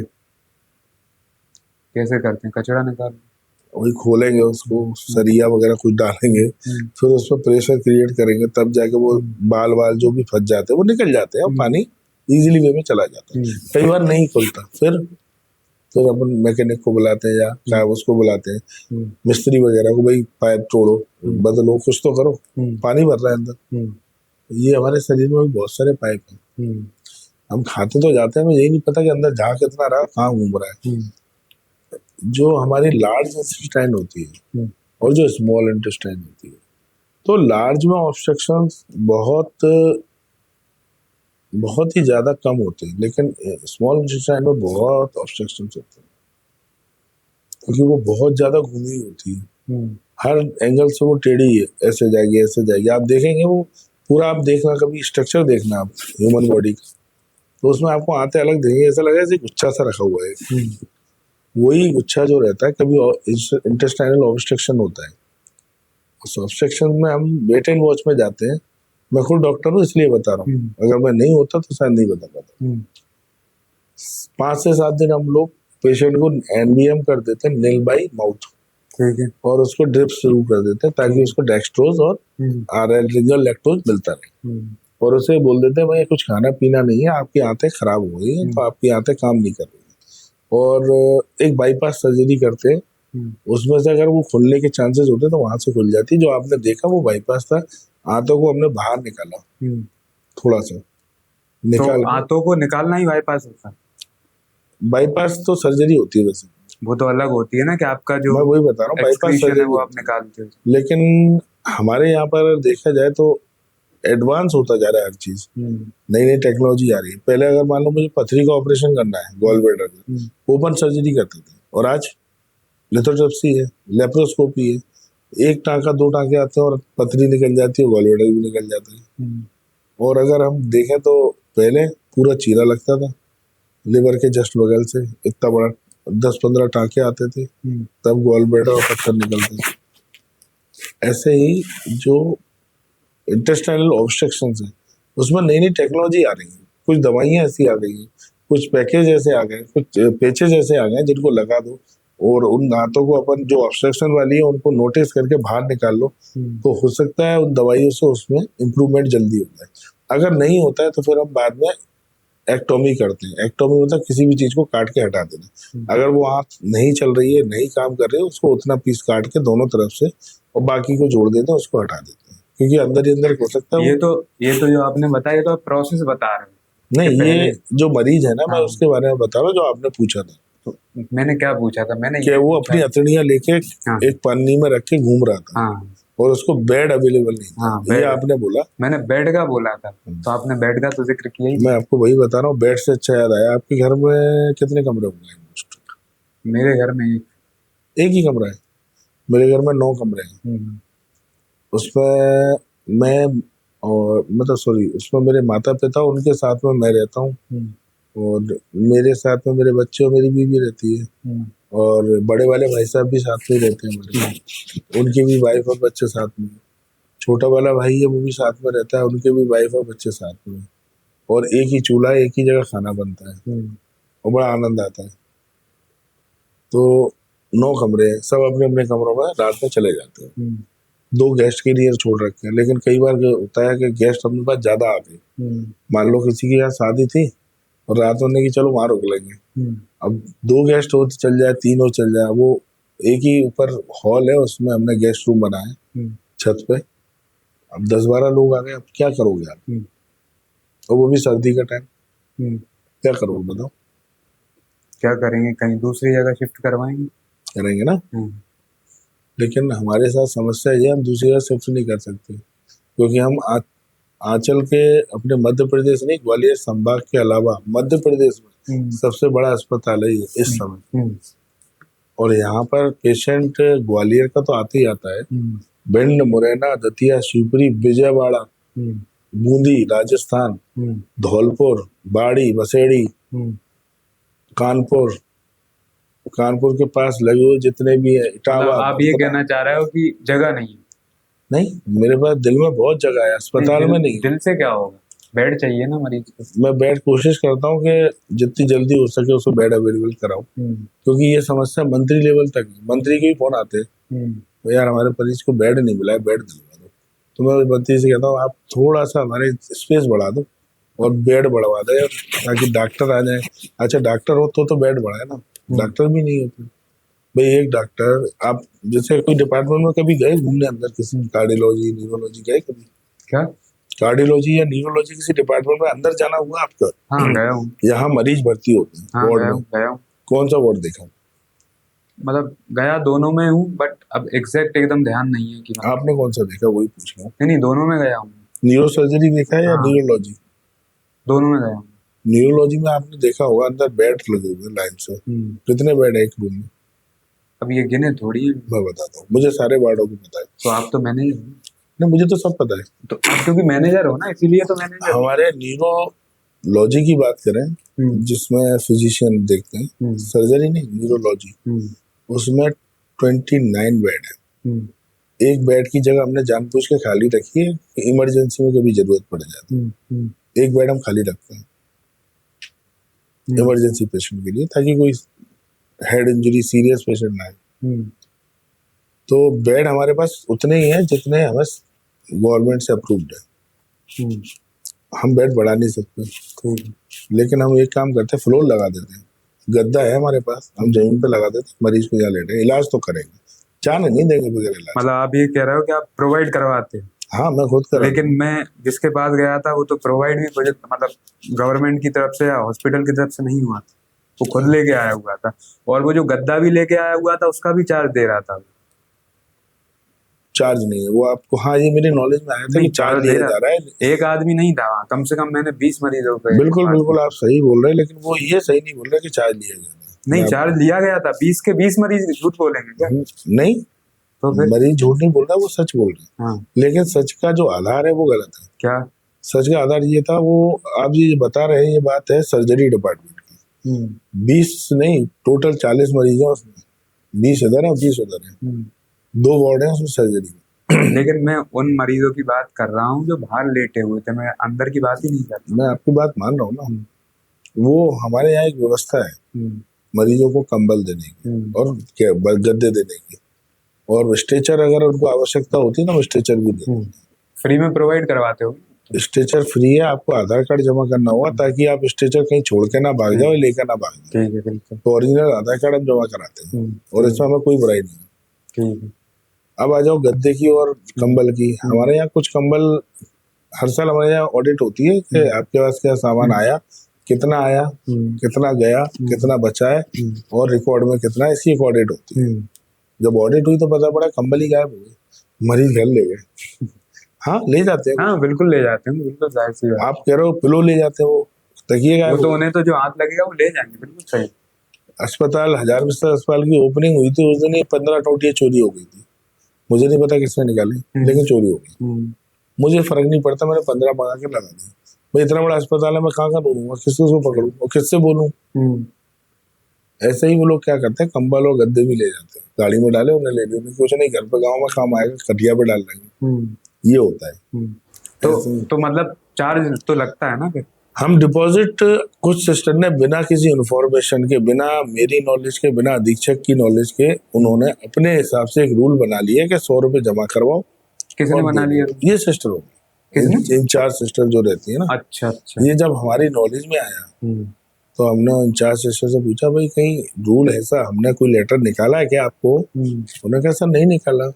मैंने आपको बोला कहीं? कि नहीं बोला। फिर क्यों? फिर आपने ये कहाँ से निकाल लिया कि भाई 100 रुपए जमा कराएंगे? तो उसने माफी मांगी, हमने उससे मना किया कि आगे से ये चीज ना होनी चाहिए। आपको लग रहा है पेशेंट लेके भाग जाएगा, तो आप वहाँ हाउसकीपिंग स्टाफ है, सिक्योरिटी गार्ड है, और डिस्चार्ज आप जब देंगे, जब वो अपना बेड और अपना कंबल जमा कर दे, तब आप डिस्चार्ज दो ना, वो जब तक भागेगा ही नहीं। सही बात। तो ये व्यवस्था अभी लागू हुई है पिछले 2-3 महीने पहले। अच्छा। तो जो आपने ये बताया अभी गद्दों का, कंबल का भी ऐसे ही कुछ सिस्टम? वो पहले था ना, पैसे जमा कराते थे सिस्टर, बाद में वापस दे दीजिए। तो उन पे मतलब क्या कड़ा एक्शन लिया गया? देखिए साहब, ऐसा है, सिलेक्टेड डॉक्टर है, सिलेक्टेड स्टाफ है, शासकीय भर्ती कर नहीं रहा है, प्राइवेट स्टाफ हमें भर्ती करने की इजाजत नहीं है। अगर हमने गिने चुने स्टाफ में से भी अगर 2-4 को सस्पेंड करा या घर बैठाला तो हमारी तो व्यवस्थाएं बैठ जाएंगी। हम उन्हें एक शिकायत मिलती भी है तो हम ऐसा उनके प्रति ऐसा कुछ कर देते हैं ताकि उनकी शिकायत वाले का समाधान भी हो जाए और हमारी व्यवस्थाएं भी ना बिगड़े। हमने ये सिस्टर को, इंचार्ज सिस्टर को एक सजा दी कि आप जब तक सारे कंबल और गद्दे जमा नहीं हो जाते तब तक आप ऑन फोन, मतलब कॉल से सारे स्टाफ को ओवर दे के जाएंगे कि इतने कंबल मेरी ड्यूटी में, तो इतने कंबल आपकी ड्यूटी में मिलेंगे, और रजिस्टर मेंटेन करें। ये सजा दी हमने उसे, उससे कम से कम मेंटेन तो होगा। सही बात। तो अब जैसे आपने हॉस्पिटल के बारे में, एक तो ये हो गई बात, ये भी रहता है कि जो मरीज आते हैं, जैसे 1-2 मरीजों से मैंने वहाँ बात की थी, तो ये कहते हैं सुनवाई नहीं होती है, डॉक्टर सुनते नहीं हैं, उनसे कह रहे हैं तो वो टाल देते हैं, कहीं कहीं कह देते हैं अगले दिन होगा, कहीं कह देते हैं वहाँ देख लो, अब वहाँ बात कर लो। तो एक बुजुर्ग दंपत्ति था, उनकी एज होगी करीब 65 साल की होगी, और 2 बुजुर्ग दंपत्ति थे, तो उनकी सुनवाई नहीं हो रही थी, वो भिंड से आए हुए थे। उनके जो बच्चे थे, बच्चे भी नहीं थे, तो गांव में बूढ़े बुजुर्ग थे, तो अब जैसे तैसे करके आए, तो बोल रहे थे कि अब, तो हम लोगों ने पूछा कि आप बात क्यों नहीं करते, अंदर जाके बात करो, तो बोले बहुत बात की हुई है, लेकिन कोई सुनवाई नहीं हो रही है। तो हमने कहा अब आप आगे क्या करोगे, तो उनने बोला अब आगे कुछ नहीं, कुछ सुनवाई नहीं हो रही है तो हम घर जाएंगे, क्या कर सकते हैं। उनकी शायद वाइफ के हार्ट में कुछ प्रॉब्लम थी, कोई सीरियस प्रॉब्लम वगैरह थी। तो ऐसे जो मरीज आते हैं उनके ऊपर आपका क्या कहना है कि सही प्रोसीजर नहीं अपनाया जा रहा है, सुनवाई नहीं की जा रही है? देखिए, ऐसा कहना मेरे लिए सहज नहीं होगा क्या सुनवाई नहीं हो रही है। मरीज अस्पताल में हमारी पर डे की ओपीडी 3,500 के ऊपर है, और अगर कभी पर डे की क्या? ओपीडी अच्छा। 3 से 3,500 है। जितना जितना हमारे अभी कहना चाहिए तो मोहल्ले में 4 शादी कर दो तो इतना आदमी हो जाएगा, उतनी हमारी रोज की ओपीडी है। और इसमें कई बच्चे, बूढ़े, जवान सब आते हैं, सभी लोग आते हैं। उनके लिए हम जो व्यवस्था कर सकते हैं वो उंगलियों पे तो नहीं गिन सकते, लेकिन फिर भी बहुत है, हम पर्याप्त है। लेकिन उसका उपभोग ना कर पाए, ये उनकी है कि भाई उनको उपभोग करना आना चाहिए, नॉलेज होनी चाहिए कि कहाँ क्या है। नहीं है तो पूछ लो। सीनियर सिटीजन के लिए लाइन अलग है पर्चे की, सीनियर सिटीजन के लिए दवा वितरण अलग है, क्लियर, ये आप चाहे तो चेक कर सकते हैं। उसके अलावा आयुष्मान कार्ड धारकों के लिए सब कुछ फ्री है, स्ट्रेचर हम वहां से दे ही रहे हैं। कई बार ऐसा भी तो सुनने में आ जाता है कि आयुष्मान कार्ड लगाए लेकिन फिर भी ऊपर चार्ज ले लेते हैं हॉस्पिटलों में। हाँ, तो क्यों ले लेते हैं? मैं वही बता रहा हूँ। आपने आयुष्मान कार्ड की गाइडलाइन पढ़ी है? क्या है? पूरी गाइडलाइन तो मुझे भी याद नहीं है, याद है तो लेकिन टाइम लगेगा मुझे बताने। आप एक्सरे वगैरह के बारे में बताएंगे? नहीं, कोई एक्सरे नहीं, कुछ ऑपरेशन आयुष्मान में है ही नहीं। नहीं, मैं उन आयुष्मान के ऑपरेशन की बात कर रहा हूँ जो आयुष्मान के अंतर्गत आते हैं, लेकिन फिर भी डॉक्टर जो है चार्ज ले लेते हैं कई बार, या डॉक्टर की जगह मान लो उनका असिस्टेंट है वो ऊपरी चार्ज ले लेता है क्योंकि उन्हें जरूरत होती है, तो कई बार जो है मरीज करवा देता है। मैं एग्री नहीं करूंगा। अच्छा, इसलिए नहीं करूंगा कि आयुष्मान में जब पेशेंट आता है ना, मान लो उसकी सर्जरी होना, मतलब आपने जैसा कार्डियक पेशेंट बताया, तो आप डॉक्टर पुनीत रस्तोगी से कभी मिले हैं, उनसे बात करें, तो वो बताएंगे आपको। हाँ, वो बताएंगे। हमारे यहाँ बाल बदले जाते हैं, है ना, बाल स्टेंट डाले जाते हैं, हार्ट अटैक होता है ना जो, तो स्टेंट डाले जाते हैं। तो हर आयुष्मान पेशेंट का स्टेंट कहाँ से आता है आपको पता है? आयुष्मान का जो स्टोर है यहाँ पे अमृत, उससे दिया जाता है। शासन उसका पेमेंट करता है, फिर उसको शासन करता है। अच्छा। लेकिन क्या हुआ, शासन ने कुछ समय उसको पेमेंट नहीं किया, तो हमारे यहाँ कुछ अवरुद्ध उत्पन्न हुआ कि भाई अभी वो दे नहीं रहे। क्यों? कि उनका पेमेंट बहुत ड्यू हो गया। फिर शासन स्तर पर पत्र लिखे तो उनका कुछ पेमेंट हुआ, तो आगे वो देना शुरू हो गया। तो ये तो चलता रहता है, शासकीय कार्य। तो कई स्टैंड, कई ऐसे महंगी चीजें जो अस्पताल में सिर्फ आयुष्मान से फ्री मिल रही है, वो हमारे यहाँ अवेलेबल है। अच्छा, आयुष्मान में वैसे कई जगह, जैसे 1-2 बार मैं गया हुआ हूँ, तो वो कहते हैं कि आयुष्मान में टोटली फ्री होता है, एक्सरे वगैरह या ऊपर होता है, इनके चार्ज लगते हैं? नहीं, आप समझे दोबारा से, हर जगह का आयुष्मान अलग है, ऐसे समझे। अच्छा। प्राइवेट हॉस्पिटल का मुझे आइडिया नहीं है। हाँ, कि उसमें क्या चल रहा है, क्या वो लोग कुछ भी कर सकते हैं। बट गवर्नमेंट में तो जो गवर्नमेंट का मैं आपको बता सकता हूँ कि प्राइवेट हॉस्पिटल में तो आजकल कॉर्पोरेट हो गया है, और कॉर्पोरेट हॉस्पिटल नहीं होते, बिजनेसमैन होते हैं। सही बात है। तो मैं बिजनेसमैन तो नहीं हूँ, मैं एक सेवक हूँ, अस्पताल में सेवाएं दे रहा हूँ और जन सेवा कर रहा हूँ, नर सेवा नारायण सेवा। तो हमारे यहाँ तो जो मरीज आता है उसके अगर आयुष्मान है, तो हमारे यहाँ हर डिपार्टमेंट में एक आयुष्मान मित्र मिलेगा, आपको पता करना। वो उसका कार्ड लेता है, एलिजिबिलिटी देखता है, एलिजिबल है कि नहीं ऑपरेशन के लिए, जिसके लिए। अगर वो एलिजिबल है तो अप्रूवल आता है, अप्रूवल आने के बाद उसके जो पर्चा होता है उस पर आयुष्मान नंबर, आईडी वगैरह डल जाती है, उसी से सारी उसकी दवाइयाँ वगैरह सब फ्री आती है। हालांकि दवाइयाँ हमारे यहाँ से भी फ्री मिलती है, लेकिन कुछ स्पेशल दवाइयाँ होती है जो आयुष्मान से हम लेकर उनको दे देते हैं, क्योंकि हर चीज की सप्लाई हमारे यहाँ नहीं है ना। आपने जैसे एक बात कही कि आप जन सेवा करते हैं, तो आप रियल में जन सेवा कर रहे हैं या नौकरी कर रहे हैं? सच बताऊं, अब जन सेवा कर रहा हूँ, उससे पहले नौकरी करता था प्राइवेट। तो आप अपनी जो नौकरी का पैसा लेते नहीं? किस नौकरी का? मतलब जो आप मैनेजर की जॉब कर रहे हैं। जब यहाँ जॉब किया ना, जब लोगों को तकलीफ में देखा, परेशानी में देखा, वास्तविक यार लोगों को पैसे नहीं है, वही आते हैं वहाँ पर। हाँ, बिल्कुल सही है। गरीब आदमी ही आता है, अमीर आदमी नहीं आता। अमीर आदमी पता है क्यों आता है? बाहर दिखाता नहीं, वो पहले बाहर दिखाएगा प्राइवेट, वो आएगा अल्ट्रासाउंड कराने और एक्सरे कराने, वो फ्री हो जाते हैं, लेकिन वो भी हम फ्री नहीं करते। पहले पर्चा बनवाओ यहाँ से, डॉक्टर से एक्सरे लिखवाओ, अल्ट्रासाउंड लिखवाओ, वो लिखेगा, उसका CR नंबर जनरेट होगा, वो यहाँ पर डलेगा, तब आपका एक्सरे होगा, तब आपका अल्ट्रासाउंड, तब आपकी जांच होगी। तो फिर तो ये जन सेवा कहाँ हुई? आप तो चार्ज कर रहे हो सेवा का। किसका? जो आप सेवा दे रहे हो उसका चार्ज भी तो ले 10 रुपए चार्ज है पर्चे का। नहीं, जो नहीं, डॉक्टर, अरे आप जो है, जैसे आपने बोला मैं जन सेवा कर रहा हूँ, हाँ, आप तो नौकरी कर रहे हैं ना, आप तो उसका आपको एक पेमेंट दी जा रही होगी ना, सैलरी दी जा रही होगी, तो वो जन सेवा कैसे हुई? ऐसे तो मोदी जी को भी सैलरी मिलती है, हाँ, सभी को मिलती है। हाँ, तो आजीविका चलाने के लिए कुछ आवश्यक नहीं होता है क्या? जनसेवा ये कहाँ लिखा है, किस पत्र में लिखा है कि भाई जनसेवा करना है तो कमाएंगे नहीं? नहीं कमाने, अगर आप अपने उसके लिए कमा रहे हो तो जन सेवा आप कैसे? समझे ना, हाँ, ऐसे समझे। हाँ, आप कहें कि मैं माता पिता की सेवा करता हूँ, मैं समझ सकता हूँ, लेकिन अगर आप माता पिता आपको भोजन ना दे और आपको भोजन ना मिले, आप सेवा कितने दिन करोगे? मतलब बचपन की कह रहे हो, कब की बात कर रहे हो? मैं तो बचपन से लेके जवानी तक की बोल रहा हूँ, माँ बाप ही पालते हैं ना। हाँ, अगर आपको भोजन नहीं दे, बचपन में ही भोजन ना दे, हाँ, रोज सुबह और शाम दोनों टाइम भोजन ना दे, हाँ, आप कितने दिन उनके साथ रह पाओगे?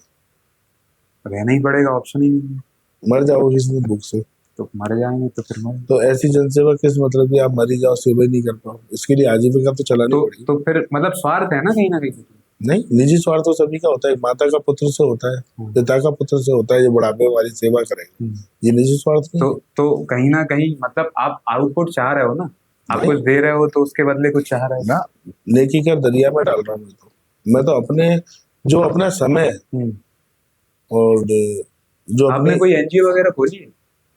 हाँ, एक NGO मेरी थी तो सही, लेकिन अभी उसमें काम जैसे आपने बोला, आपकी मैंने बात मान ली, आपने बोला कि आपने यहाँ पर जन सेवा कर रहे हैं उसके लिए। आप समझे नहीं, मेरी बात का अर्थ आप दूसरा ले गए। अच्छा, ये मेरी नौकरी है, मैं मानता हूँ, आई एक्सेप्ट हिम, लेकिन इस नौकरी में मैं कितना बेहतर कर सकता हूँ अपने आप के लिए नहीं, ये बिल्कुल मैं मान जनता सकता के हूँ। लिए। लेकिन आप जो बेहतर कर रहे हो कहीं ना कहीं वो आपकी नौकरी से तो जुड़ा हुआ है।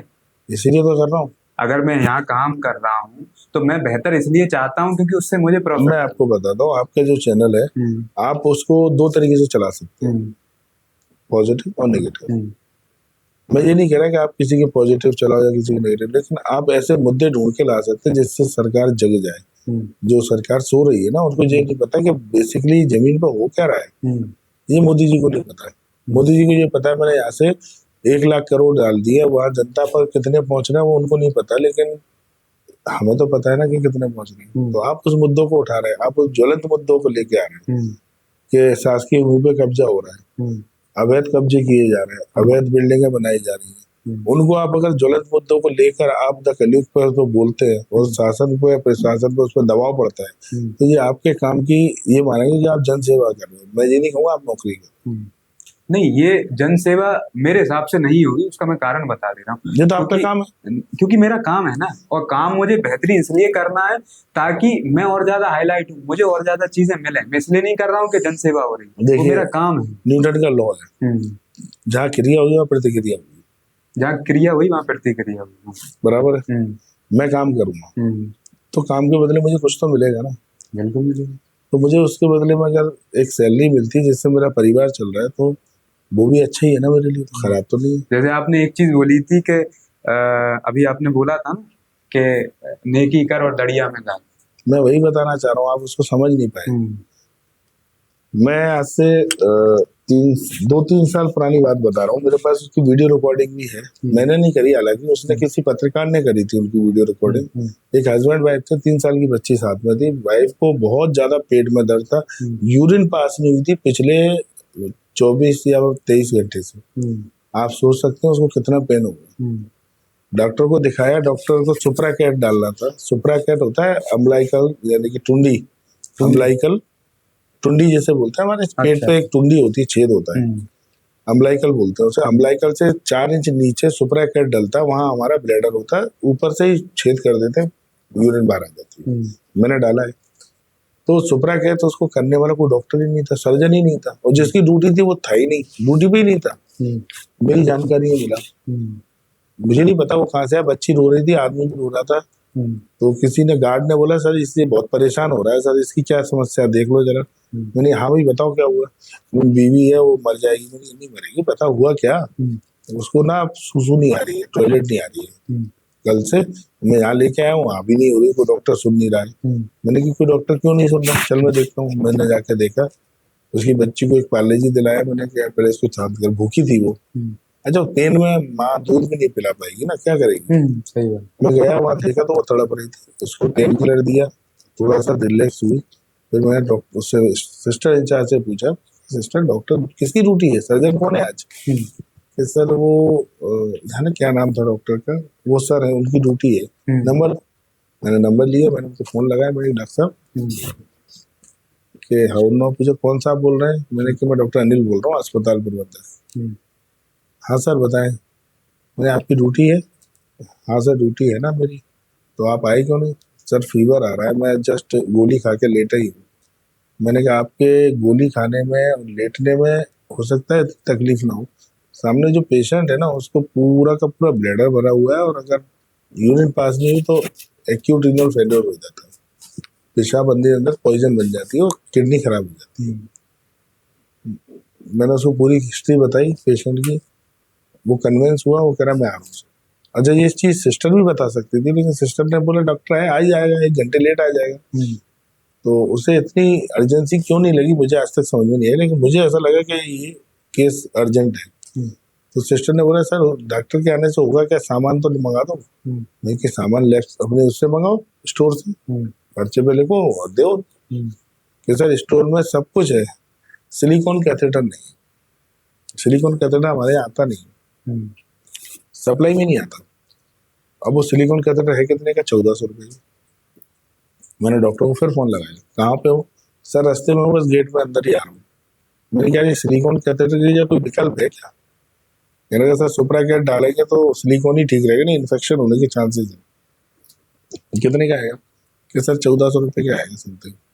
मैंने कोई जुगाड़ है, कि जुगाड़ नहीं सर, एक मेडिकल वाला है वो हमें सस्ते में दे देता है, डॉक्टरों को डिस्काउंट कर देते हैं। कि सर वो 1150 रुपये का दे देगा और साथ में ग्लव्स वगैरह भी दे देगा। मैंने कि भैया ले, मैंने उसको 1200 रुपये दिए, मैंने तू जाओ सामान लेके, और लड़की मुझे दी। लड़की मैंने गार्ड को पकड़ाई, मैंने कहा इसको मम्मी के पास ले जा, वहीं इसको खिलाते रहना। वो गया सामान लेके आया भाग के, जब तक डॉक्टर आ गया, सुपरा कैद करा, यूरिन निकल गई, पेशेंट रिलैक्स, मेरा काम हो गया। यही सेवा है, ये सेवा है, सर्विस है आपकी, ये काम है आप। ये आप कुछ भी आपके हिसाब से कुछ भी हो सकता है, मेरे हिसाब से ये है कि जो मेरा काम था वो मैंने किया, और उसको बेहतर ढंग से कैसे कर सकते थे ये मैंने कोशिश करी। कभी आपने रोड पे किसी बच्चे को भीख मांगते हुए देखा है? हाँ मैंने उसको भीख मांगते हुए देखा, मैंने उसका मुंह धुला के उसको स्कूल भी भेजा है। अच्छा, कितने बच्चों को भेज सके हैं? 2-3 ज्यादा नहीं। अच्छा, मतलब उनका पूरा खर्चा उठाते हैं? नहीं मैं नहीं उठाता, शासन प्रशासन उठाता है। अच्छा, मतलब आपने उस जगह पहुंचा? मैं उसे पहुंचा देता हूँ बस। अच्छा। और मुझे पता है किसको बोलना है, वो आदमी उसको उठा के ले जाता है और पढ़ाना शुरू कर देता है। ये तो अच्छा काम किया आपने। और ऐसे तो बहुत सारे हैं, लेकिन मैं तो क्या है कर देना चाहिए, बताना क्यों। सही बात है, नेकी कर दरिया में डाल दो। अच्छा, इससे मुझे ध्यान आया कि आपके हॉस्पिटल में कुछ दिनों पहले एक और मामला सामने आया था। हमारे हॉस्पिटल में बहुत मामले होते हैं। कैंची छूट गई थी। बहुत मामले होते हैं हमारे। कैंची छूट गई थी। हाँ। मरीज के पेट में। नहीं कैंची तो नहीं बोल सकते उसको, आर्टरी फोर्सेप होती है। आपने देखी है कभी आर्टरी फोर्सेप? वही ना, जो कैंची के ही रूप जैसी होती है दिखने में। नहीं तो वो एक्चुअल क्या होता है, वो या तो टाइटेनियम की होती है या स्टेनलेस स्टील की होती है। पहली बात वो लोहे बड़ी होती है, पतली सी होती है। शटल फोर्सेप नहीं, तो वही तो चक्कर है, आप डॉक्टर नहीं हो ना। इसमें कैंची में भी हमारे यहाँ बहुत प्रकार की कैंची है, इतनी कैंचियां हैं, मतलब आप कैसे समझो। तो ये कौन सी कैंची थी? ये थी आर्टरी फोर्सेप। मतलब कैसी होती है? जब कोई शरीर में हम चीरा लगाते हैं तो वहाँ आर्टरी भी होती है, वेन्स भी होती है, मांस भी होता है, चर्बी भी होती है, सुपरफेसिया भी होता है, डीप फेसिया भी होता है, तब जाके हम पेट के अंदर घुसते हैं। पता है आपको? इतनी लंबी प्रोसेस है। नहीं पता। 7 प्रकार की स्किन होती है, उसको काट के हम अंदर जाते हैं। उसके बाद मिलता है सुपरफेसिया, फिर मिलता है डीप फेसिया। जब वो डीप फेसिया करता है ना, तब कहीं हमें पेट के दर्शन होते हैं कि अंदर आते कैसी है। उसको फाड़ने के लिए हमें ब्लेड लगती है, फाइन नेडल, जो इतनी तेज होती है कि अगर फेंक के भी मार दो किसी में तो कट लग जाए। अच्छा, वो चीज छूट गई और पेट में? नहीं कैंची छूट गई जो आप बोल रहे हो ना। अभी आपने बोला कैंची नहीं छूटी, अब आप कह रहे हो कैंची छूट गई। आप कंफ्यूज हो गए। क्या छूटा है? Artery forceps. आरटी फोर्स से कैसा आरटी होता है? फोर्सेप जरा टीम में से जरा कोई गूगल सर्च करके बताएगा क्या होता है जरा? मैं बता देता हाँ हूँ। अभी गूगल। ये 2 उंगली है, हाँ। इनको आप बिल्कुल बारीक कर दीजिए, हम्म, मिनिमम मिनिमम मतलब 5 mm, 2 mm, 3 mm। हम्म, उसके अंदर आगे जाके कैंची नहीं होती है, वो आगे जाके पकड़ने वाला एक ऐसा रहता है हम्म, जिससे लॉक हो जाती है वो, हम्म, तो हम उसे आर्टरी दबाते हैं ताकि ब्लड ना निकले। आरटी फोर्स से। फोर्सेप मतलब उसको पकड़ लेना, अच्छा। जिससे एक। हम जैसे कोई आर्टरी ब्लीड कर गई, जैसे मैंने काटा, हाँ हाँ। वहां से कोई आर्टरी निकल रही थी, अब वो ब्लीड तो करेगी, वो ऐसे ब्लीड करती है जैसे कोई लेजम खुल जाती है पानी निकलता है, ठीक है। उसको तुरंत लाइगेट करना है। कैसे करोगे? सही बात है। किसी आरटी इंस्ट्रूमेंट फोर्सेप की से, किसी इंस्ट्रूमेंट की जरूरत पड़ेगी? RT forceps. आरटी फोर्स से। सही बात है। और कॉटरी, कॉटरी भी क्वार्टरी क्या होता है? वो एक यंत्र है जिससे अपन पैर से ऐसे दबाते हैं। हाँ। आपने वो देखी बेल्डिंग? बेल्डिंग? देखिए बेल्डिंग तो बहुत होती है, हाँ, तो मतलब किसी करते हुए देखिए बोल रहे हो? बेल्डिंग करते हो देखिए ना, हाँ हाँ देख। वैसे हम डॉक्टर भी बेल्डिंग करते हैं। अच्छा शरीर सेम की? शरीर की? फर्क इतना है कि वो लोग लोहे से करते हैं और हाँ हम लोग जो रहता है वो एक आर्टरी फोर्सेप होती है हमारे पास, हाँ। जिसे आगे जाके हीटर जैसा बन जाता है, और अच्छा। जब हम उसे आर्टरी पर रखते हैं ना तो वहीं के वहीं बंद हो जाती है, अब जरा ये जल बताइए, जाती है। यही है कि आप जरा देख के बताइए मुझे, कितने नंबर है? शायद मुझे शायद समझ नहीं, आप एक बार देखिए। यही? इसमें भी बहुत सारे नंबर है, सबसे छोटा ये वाला देख लो। नहीं, नंबर तो वो साइज ऊपर नीचे तय कर देगा, ये है या नहीं? हाँ आर्टी फोर्सेप, कैची ऐसी है नहीं? आर्टी फोर्सेप है। अरे आरटी फोर्स ये पे ये है ना, ये दूसरा वाला जो है ना बगल में, हाँ। ये आर्टी फोर्सेप है, ये है। चिमटा अच्छा, ये जैसे नहीं। चिमटा टाइप का। ये चिटिल फोर्सेप है, अच्छा अच्छा अच्छा। इससे हम ड्रेसिंग करते हैं। तो तो ये है भैया आरटी फोर्स से, जिस पे हम इतना समझ रहे थे, इन्होंने बताया। बाकी देख लीजिए, आप देख पा रहे होंगे, बाकी आप भी गूगल सर्च कर सकते हैं। हाँ तो आरटी फोर्स से छोटी। छोटी नहीं थी, तो मेरे को पूरा जानकारी नहीं है क्योंकि वो गायनिक का डिपार्टमेंट का तो मामला फिर था। आप ये कैसे कह सकते हो कि छोटी नहीं थी? जब मैं आप वही तो बता रहा हूँ पूरी बात, जब मेरी जानकारी में नहीं था तब मैं ये नहीं मान सकता कि वो छूट गई थी। ठीक है, मेरी जानकारी में जब आया तब मुझे पता पड़ा कि ऐसा कुछ हुआ है। मतलब छूट गई थी? नहीं, हुआ क्या है मतलब वो आरटी? मुझे देखिए क्या होता है, मैं मैनेजमेंट देखता हूँ, हाँ। आई एम नॉट, मैं डॉक्टर को नहीं देखता कि डॉक्टर क्या कर रहे हैं। यू आर मैनेजर हाँ, ऑफ। मैं क्यों देखूं? सही ये बात। काम अधीक्षक का है ठीक भाई, है। उसके अंडर में डॉक्टर आते हैं, मेरे अंडर में डॉक्टर नहीं आते। सही बात है। मेरे अंदर एम्प्लॉय आते हैं, नर्सिंग। आपको तो उनको मैनेज करना है, पूरा एक हाँ मैनेजमेंट बस संभालना है कि पैरामेडिकल कौन। और नर्सिंग। कि कम हो रहे हैं तो ज्यादा कर दो, ज्यादा हो रहे हैं तो कम देखो कर हाउस कीपिंग है, दो। समझ गया। सिक्योरिटी है, सही बात है। नर्सिंग है, सही बात है। पैरामेडिकल है, सही बात वार्ड बॉयज है। है। बिल्कुल सही बात फिर उसके बाद अपन आ जाओ तो जनरल कुछ ऐसे लोग हैं जिनको एमटीएस बोल सकते हैं, मल्टी टास्क वर्कर। है। ठीक है। बस इसके अलावा मेरा क्राइटेरिया खत्म होता है।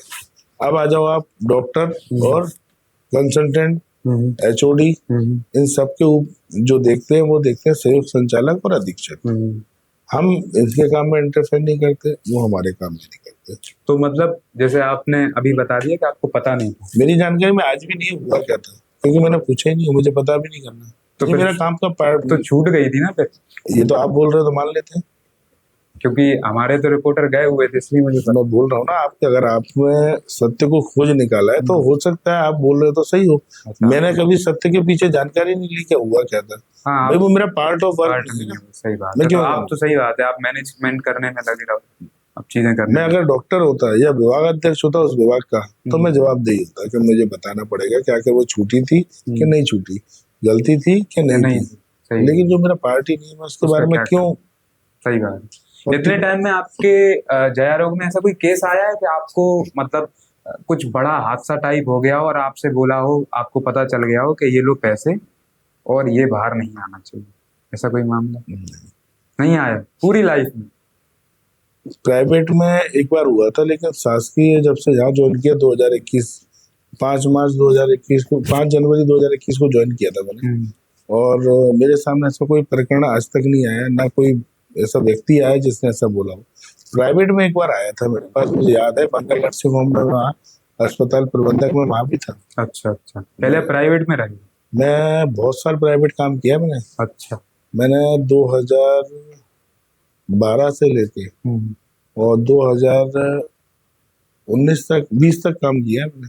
अच्छा, तो इसमें जैसे ये इस तरीके का मतलब जया रोग में जाने के लिए कुछ एग्जाम होता है, क्या प्रोसीजर होता जब एक्चुअल क्या है उस समय, मैं आपको बेसिकली बता देता हूँ। मैंने जब एमबीए किया, जिसे बोलते हैं master of business administration in hospital administration, okay. MBHA अच्छा, या MHA भी बोल सकते हैं। कहाँ से किया आपने? जीवाजी विश्वविद्यालय से। जी। पहली बार लॉन्च हुआ था 2011 में ये कोर्स। पहली बार ग्वालियर में आया, पहले इंदौर में चलता था, सुनने में आया था कि इंदौर में होता है। डॉक्टर KS ठाकुर उसके कोऑर्डिनेटर थे, जो आजकल कुलपति हैं बांसवाड़ा में।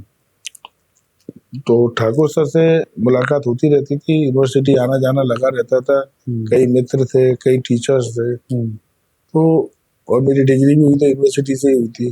जब डिग्री लेने गया, अपनी फाइनल डिग्री जो निकलती है वो भी यूनिवर्सिटी से ही निकली थी हमारी।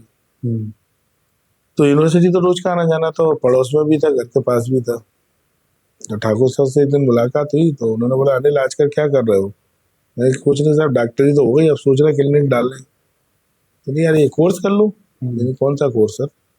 कि अपन लेके आए हैं हॉस्पिटल एडमिनिस्ट्रेशन वाला, MBA। वो मतलब जीवाजी के सर थे जो आप जिनकी बात हाँ। कर रहे हो, ठाकुर सर। KS ठाकुर। मैंने कहा सर कैसे क्या करना पड़ेगा? कुछ नहीं, फॉर्म डाल देना, फॉर्म निकलेंगे मई जून में, डाल देना, इंटरव्यू होगा, GD होगा, और एक लिस्ट बनती है जिसे बोलते हैं, जिसके परसेंटेज ज्यादा होते हैं ना, परसेंटाइल लिस्ट, मेरिट। मेरिट। मैं जब फीस कितनी है फॉर्म की? 1000 रुपए है। ठीक है, 1000 रुपए तो मेरे पास वहाँ पड़े थे, मैंने फॉर्म डाल दिया। फीस की तो पूछी ही नहीं। पता पड़ा 45,000 रुपए पर सेमेस्टर थी, और 4 सेमेस्टर थी। हो गया फिर 1,80,000 रुपए। तो मैं तो फंस गया। मैंने कहा 1,000 गए, अब 1,80,000 बचा लो चाहे 1,000 बचा लो, मैं कुछ नहीं देता है। तो आपने 1,000 बचाना ज्यादा उचित समझा? नहीं, तो मैंने कहा नया कोर्स है यार, पता नहीं क्या क्राइटेरिया। मतलब आपने 1,000 बचाना उचित समझा, आपने एडमिशन ले लिया? हाँ, मैंने 1,000 तो बचा ही लिया, एग्जाम तो दे ही नहीं। एग्जाम दिया, मेरिट में आ गए। उन्हें ये कॉन्फिडेंस बढ़ गया, चलो मेरिट में तो आ गए। मेरिट के बाद शॉर्ट लिस्ट हुए तो उसमें आ गए, उसमें लिस्ट में मेरा नाम था। फिर हमारा हुआ GD, ग्रुप डिस्कशन। फिर हुआ इंटरव्यू, इंटरव्यू फाइनल था, उसके बाद सिलेक्शन था। और इंटरव्यू एक सीट पर 3 लोगों को बुलाया गया था। तो मोस्टली इसमें 50-60 सीटें ही थी, ज्यादा नहीं थी उस समय। नया कोर्स था तो कम सीटें थी। तकरीबन 5,000 लोगों ने एग्जाम दिया, 1,500 या ऐसे कुछ सिलेक्ट हुए। उसके बाद फिर शॉर्ट लिस्ट हुए, एक पे 3 बुलाए, उसमें से इंटरव्यू हुआ, मेरा फाइनल लिस्ट निकली जब एडमिशन की। आज भी मुझे याद है, मेरा नंबर 52 था, 52वें नंबर पे मेरा नाम था। मैं सिलेक्ट हो गया था MBHA के लिए। मतलब 2011 में किया आपने कोर्स? हाँ, 11 ही मान लो आप। 11 में तो किया, 2021 में आप हमारा क्या पहला सेशन हमारी था, तो 11 से शुरू होते होते वो 12 ही लग गई थी, जून जुलाई में। मतलब 10 साल में आप जयारोग पहुंच गए?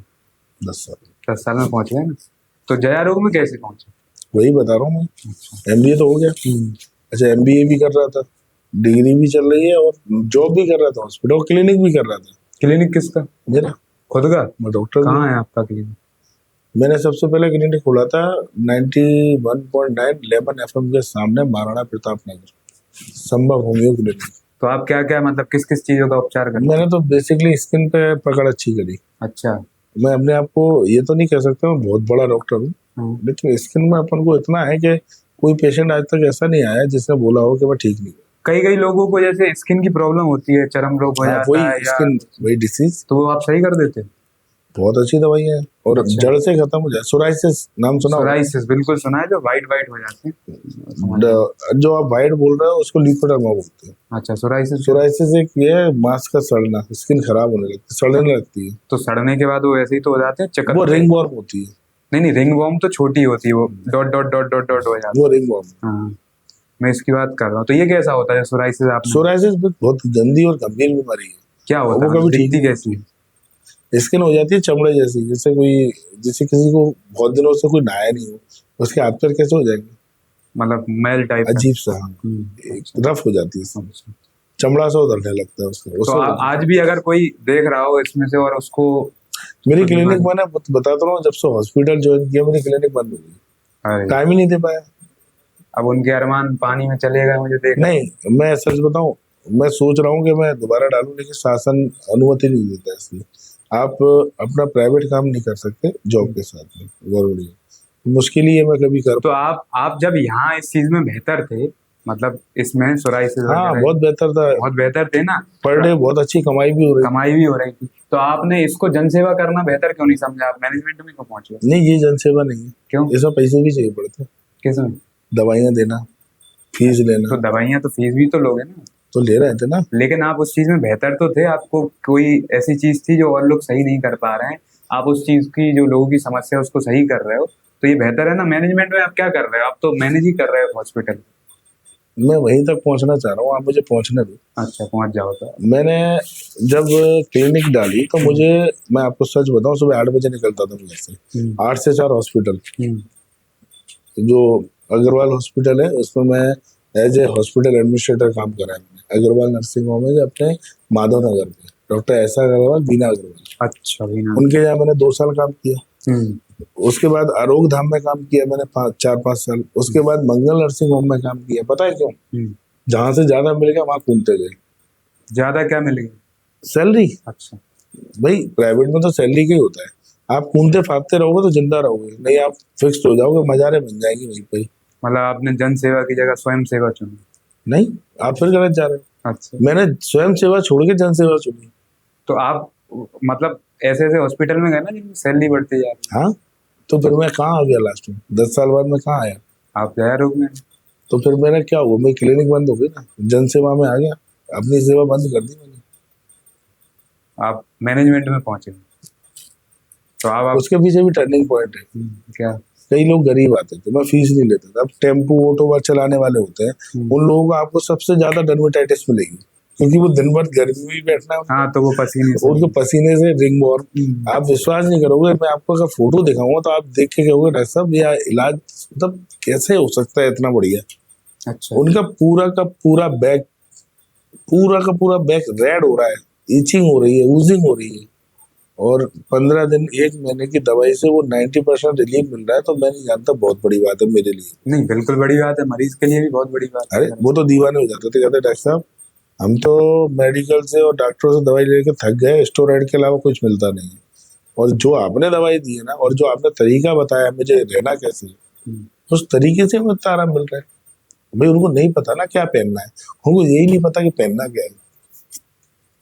एक दाल बाजार के सेठ है, नाम नहीं बताऊं क्योंकि किसी की पहचान मुझे बताना उचित नहीं लगता।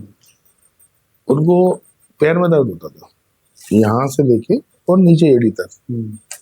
भैया उन्होंने बड़े बड़े डॉक्टरों को दिखा लिया, दिल्ली दिखाया है। अच्छा। गोली खाओ आराम, उसके बाद नहीं, MRI करा ली, CT स्कैन करा ली, सब करा लिया। मेरे पास आए, किसी ने भेजा मेरे के पास, उनने उनका भी नाम नहीं बताऊंगा, वकील साहब थे बस एक। उन्होंने कहा डॉक्टर साहब को दिखा के और एक बार, मुझे लग रहा है तुम वही ठीक हो गए, तुम सब जगह दिखाया, कोई तो इलाज। अच्छा, उनकी फाइल इतनी मोटी, उसमें इतनी सारी जांचें, MRI में कैसे हो जाए, वो आदमी ने कम से कम मैंने जाता 4-5 लाख रुपए बर्बाद कर दिया होगा। अब आप सोचो उस आदमी को अगर मात्र 25 रुपए की दवाई से आराम मिल जाए तो वो क्या होगा? चमत्कार? नहीं, चमत्कार तो नहीं है, वो उसकी गलती थी। आपने देखा होगा पुराने लोग जो है ना, बनियान जेब वाली पहनते, बनियान में जेब होती थी पहले वाले लोग, वो पुराने थे, और नाड़े वाला पजामा पहनते थे। तो जो नाड़े वाला पजामा था ना, वो उनसे उनकी एक नस दब रही थी, और इतनी कस के बांधते थे वो, और बैठ जाते थे काय पे, गद्दी पे, जमीन पे। वो नस प्रेशर में आते आते आते आते एक दिन वो प्रेशर में इतनी आ गई, वो टिल्ड हो गई। किसी चीज के ऊपर आप उंगली में अंगूठी पहनोगे, निशान बन जाएगा, लगातार होगी तो चीज लगातार होगा। तो अब मैंने उनको ये बोला कि ये पजामा कब से पहन रहा हूँ? बचपन से पहन रहे हैं। बोला बचपन से पहन रहा हूँ? बचपन से मतलब 8-10 साल की उम्र से ही पिताजी ने बताया कि जी पहनना है, खादी पहनते हैं, और जी सब पहनते हैं बस। 40-50 साल हो गए? 50 साल हो गए, बहुत उम्र होती है। फिर मैंने उनसे बोला एक काम करो, थोड़ा सा चेंज करो, आज पर ट्रेंड में आओ। किसमें आओ? ट्रेंड, आजकल का जो ट्रेंड चल रहा है ना, उसमें आओ।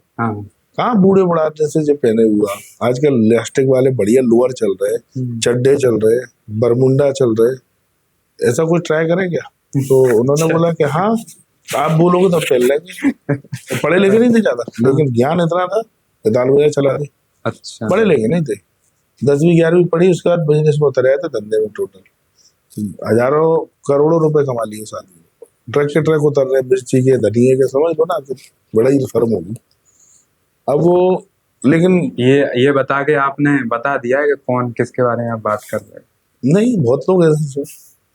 अच्छा, अब कंटिन्यू। वो उनको क्या है, बैठक की आदत थी। अच्छा, वो आदमी कुर्सी पे नहीं बैठ पाता, बड़ा था, हैवी, हर जगह नहीं बैठ पाता था, और जहाँ बैठता वो फिसल जाता था, बैठ गया बस। तो मैंने उनको बोला, एक काम करो, आप लोअर ले आओ। लोअर ले लो। मैं मॉल में जाओ, डीडी मॉल नया खुला था उस समय, मैं आप जिंदल मॉल में जाओ, लोअर खरीद कर ऐसा लाना उसकी लास्टिक इतनी चौड़ी हो, करीबन 2.5 इंची या 3 इंची की। 4 इंची की मिल जाए तो और अच्छी बात है। मतलब जो लोअर रहता है उसका ये पोर्शन इतना चौड़ा हो। अच्छा। वो लेके आए, वो दिखाने आए अगले दिन शाम को, डॉक्टर साहब जी चल जाएगा? बिल्कुल चलेगा, पहनो। कॉटन का था। मैंने इसको कम से कम आप 5 दिन पहना, उसके बाद धोना, एकदम मत धो देना कि एक दिन पहना 2 दिन पहना, और 6 दिन पहनो, 5-6 दिन फिर धोना। उनने 5 दिन 6 दिन पहना, तो मैंने उनको पोस्चर बताया कि आपको ऐसे नहीं ऐसे बैठना है, तो वो समझ भी गए पोस्चर के बैठना कैसे है। तो मैंने उनको दवाई दी। दवा का नाम बता देता हूँ, अगर किसी को जरूरत पड़े तो। रेस्टॉक्स होम्योपैथिक में आती है, रेस्टॉक्स और रूटा। रेस्टॉक, RUSTOX, रेस्टॉक्स। जहर से बनती है दवाई। जहर से बनती है। अच्छा, ये वैसे बेसिकली आप बता दीजिए कि जो रेस्टॉक है वो किस चीज के लिए है। मैं वही बताने जा रहा हूँ, joint pain, joint pain, nerve pain. Nerve pain, nerve pain में सबसे अच्छा रेस्टॉक्स, रूटा, एक दो मेडिसिन और है, ग्लोनाइन। रूटा, रूटा, RUTA, ये बनती है बरगद की जड़ से। अच्छा, रूटा, इसलिए उसका नाम रूटा, रूट। ओके। और एक होती है ग्लोनाइन। ग्लोनाइन, ग्लोनाइन, ये 3 दवाई होती है मात्र। आपको तीनों दवाइयों को, एक रूटा जो देना है, रेस्टॉक जो देना है, वो रात को सोते समय करीबन 2 बार, और रूटा दिन में 4 बार, और ग्लोनाइन दिन में 3 बार। रात को सोते समय 2 बार कैसे?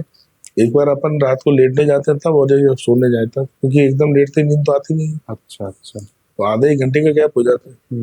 उस समय उनको मैंने यही दवाई दी, और इसके अलावा कोई दवाई नहीं दी।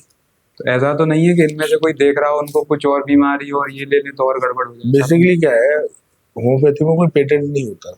जैसे एलोपैथी में ना, पैरासीटामोल ले लो बुखार उतर जाएगा, सिनारेस्ट ले लो जुकाम ठीक हो जाएगा, ऐसा हमारे यहाँ नहीं है। हाँ, लेकिन जनरली जो छोटी मोटी प्रॉब्लम होती है, दर्द वर्द की, वो ठीक हो जाती है, नुकसान नहीं होता। नो साइड इफेक्ट, कोई साइड इफेक्ट है ही नहीं है। ये खासियत है उसकी। ये खासियत है। अगर आपने ले भी ली तो आराम मिलेगा तो मिलेगा, नहीं मिला तो नुकसान नहीं होगा, और कोई साइड इफेक्ट नहीं होगा। उन्होंने वो 5 दिन दवाई दी, आप विश्वास मानिए। 5 दिन बाद जब वो मेरे पास आए ना, उनकी चाल में परिवर्तन था, और उन्होंने ये बोला कि हमें 2 दिन तो ऐसा लगा कि हल्का आराम मिल रहा हो, लेकिन 5 दिन बाद अब ऐसा लग रहा है कि हमारा दर्द है नहीं है। अच्छा, खत्म हो गया, उनको पूरा दर्द हुआ, और ऑपरेशन सक्सेसफुल। उस दिन का दिन और आज का दिन है, वो मुझे चड्डे में ही दिखते हैं, और लोअर में, जब भी मैं निकलता हूँ ताल बजाते। अच्छा, दूर से राम राम डॉक्टर साहब, और चड्डा और लोअर, वो पजामा पहनना ही भूल गए। क्या वो नाड़ा उतर गया। उपचार कर दिया? वो उपचार नाड़े ने किया, उपचार नाड़े ने किया, मैंने नहीं किया। नहीं नहीं, लेकिन वो कमाल उनके तो नाड़े आपका से है ना जो कि दब रहा था ना नर्व, वो नर्व इंजर्ड हो रही थी, दवाइयों से वो इंजर्ड कम हुई, आराम मिला, और जब उन्होंने रिलैक्स दिया अपनी बॉडी को, नाड़ा हटाया ना, तो वो नर्व ने अपनी जगह बना ली, वो स्ट्रेट हो गई, दर्द बंद हो गया। अब जैसे आपने पढ़ाई की है, 2 तरीके की दवाई होती है ना, देसी और विदेशी। तो अब जो विदेशी का चलन ज्यादा आ गया है, एलोपैथिक। हाँ, और देसी गायब सी होती जा रही है। नहीं, देसी अब आ रही है, आ रही है। एलोपैथिक गायब हो रही है। अच्छा, आप जाके देखो ना घरों में, आपको 90% आपको घरों में आयुर्वेदिक या होम्योपैथिक मिलेंगे अब, आज की डेट में। अब नहीं, मैं मेरे आसपास तो मतलब मैंने मैं आपको ऐसे समझाता हूँ ना, आप कोई सर्जरी करिए या कोई गंभीर बीमारी है तो आप एलोपैथी चल रही है। जनरली लोग सर्दी जुकाम खांसी बुखार में या तो आयुर्वेदिक लेते हैं या होम्योपैथिक लेते हैं, जनरली जो पढ़े लिखे लोग। मैं हर व्यक्ति की बात कर, जो एक ऐसा वर्ग है जो शिक्षित है, जिसे पता है कि शरीर का इफेक्ट क्या होते हैं, साइड इफेक्ट क्या होते हैं दवाइयों के, वो अवॉइड कर रहे हैं। अब IAS IPS को ले लो, ग्वालियर में एक हमारे कमिश्नर साहब हैं, ग्वालियर के अपने कलेक्टर थे, होम्योपैथिक लेते थे, नहीं उन्होंने एलोपैथिक ली ही नहीं। उन्हें पता है, उनका ये कहना था कि यार मुझे अपना शरीर खराब नहीं करना एलोपैथी लेके, पता पड़े मैंने पेन किलर खाई, मुझे कॉन्स्टिपेशन हो गया और गैस बन गई। हाँ, अगर मुझे गैस बन रही है और अगर मैंने होम्योपैथी की गैस्ट्रो की टेबलेट आती है हमारे यहाँ, वो ले ली, तो मुझे ना कॉन्स्टिपेशन हो रहा है, ना मुझे गैस, ना मुझे कोई प्रॉब्लम हो रही है, कोई साइड इफेक्ट नहीं हो रहा, तो मैं वो क्यों लूँ, ये क्यों लूँ, ये नहीं लूँ ना मैं। नहीं, ये बिल्कुल सही कह रहे हो, लेकिन आपने जो बोला है कि बहुत लोग ले रहे हैं, मुझे तो नहीं दिखता। आप जिन लोगों की बात कर रहे हो वो बहुत ही कम मात्रा में, मैं ज्यादातर वही बताना चाह रहा हूँ कि अच्छा, इलिटरेट और लिटरेट कितने लोग हैं अपने ग्वालियर में? ग्वालियर में। अब लिटरेट और इलिटरेट और प्रॉपर लिटरेट, इनमें भी डिफरेंस हो जाता है। लिटरेट का मतलब ये नहीं कि फिर भी केवल, आपके हिसाब से प्रॉपर लिटरेट कितने लोग हैं? मेरे हिसाब से डिग्री वाइज जो लिटरेट है वो बहुत होंगे, पर जो एक्चुअल लिटरेट है वो ना के बराबर हैं। मतलब 5% तो मान सकते हैं ना। हाँ, 3-4%। मैं 5% की बात कर रहा हूँ, जो लिटरेट है 5%, जो वास्तविक जानते हैं कि जीवन क्या है और स्वास्थ्य क्या होता है, वो आपको मॉर्निंग वॉक में मिल जाते हो। हाँ, ठीक है। भले ही कार से निकलते हैं घर से, लेकिन चलते पैदल ही आने जाके। तो मेरा मतलब सिर्फ ये है कि भले ही वो 5% है, लेकिन वो आने वाली जनरेशन को 50% पे ले आएंगे। भाई उसे सीख के हम आगे बढ़ेंगे ना। तो आप जो थे, आप वहां पहुंच गए, आपने अपना जो ये देसी वाला जो नुस्खा था, आप देसी देते थे जनरली जो मरीज आते थे, तो होम्योपैथिक, मतलब वही होम्योपैथी देते। देसी अलग है, वो आयुर्वेदिक है।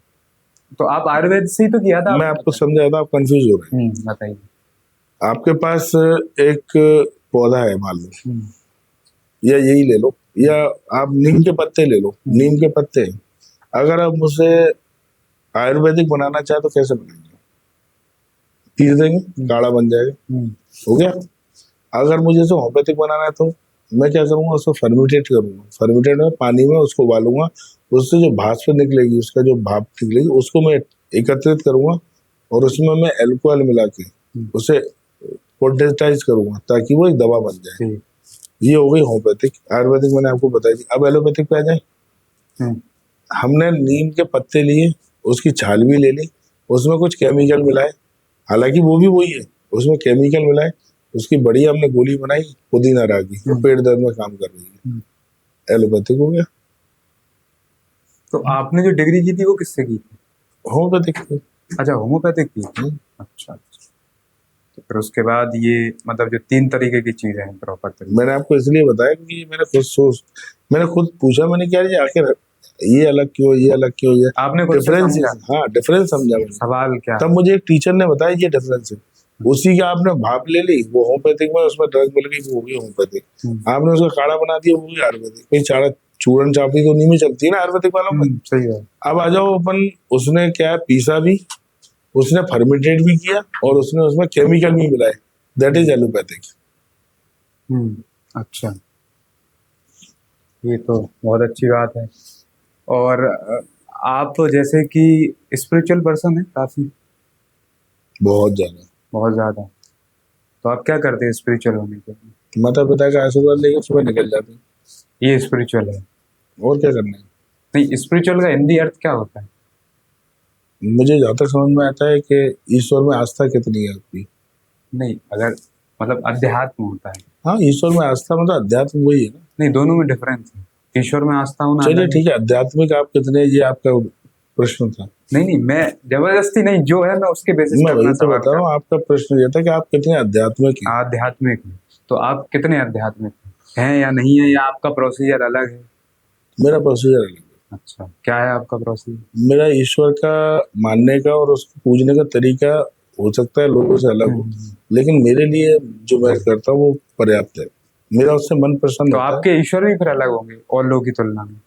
माता पिता है ना, अच्छा, आप माता जरूरत पिता। ही क्या है ईश्वर की? तो जैसे हम सुनते हैं विष्णु भगवान है, शंकर जी। कहीं कुछ नहीं। नहीं है?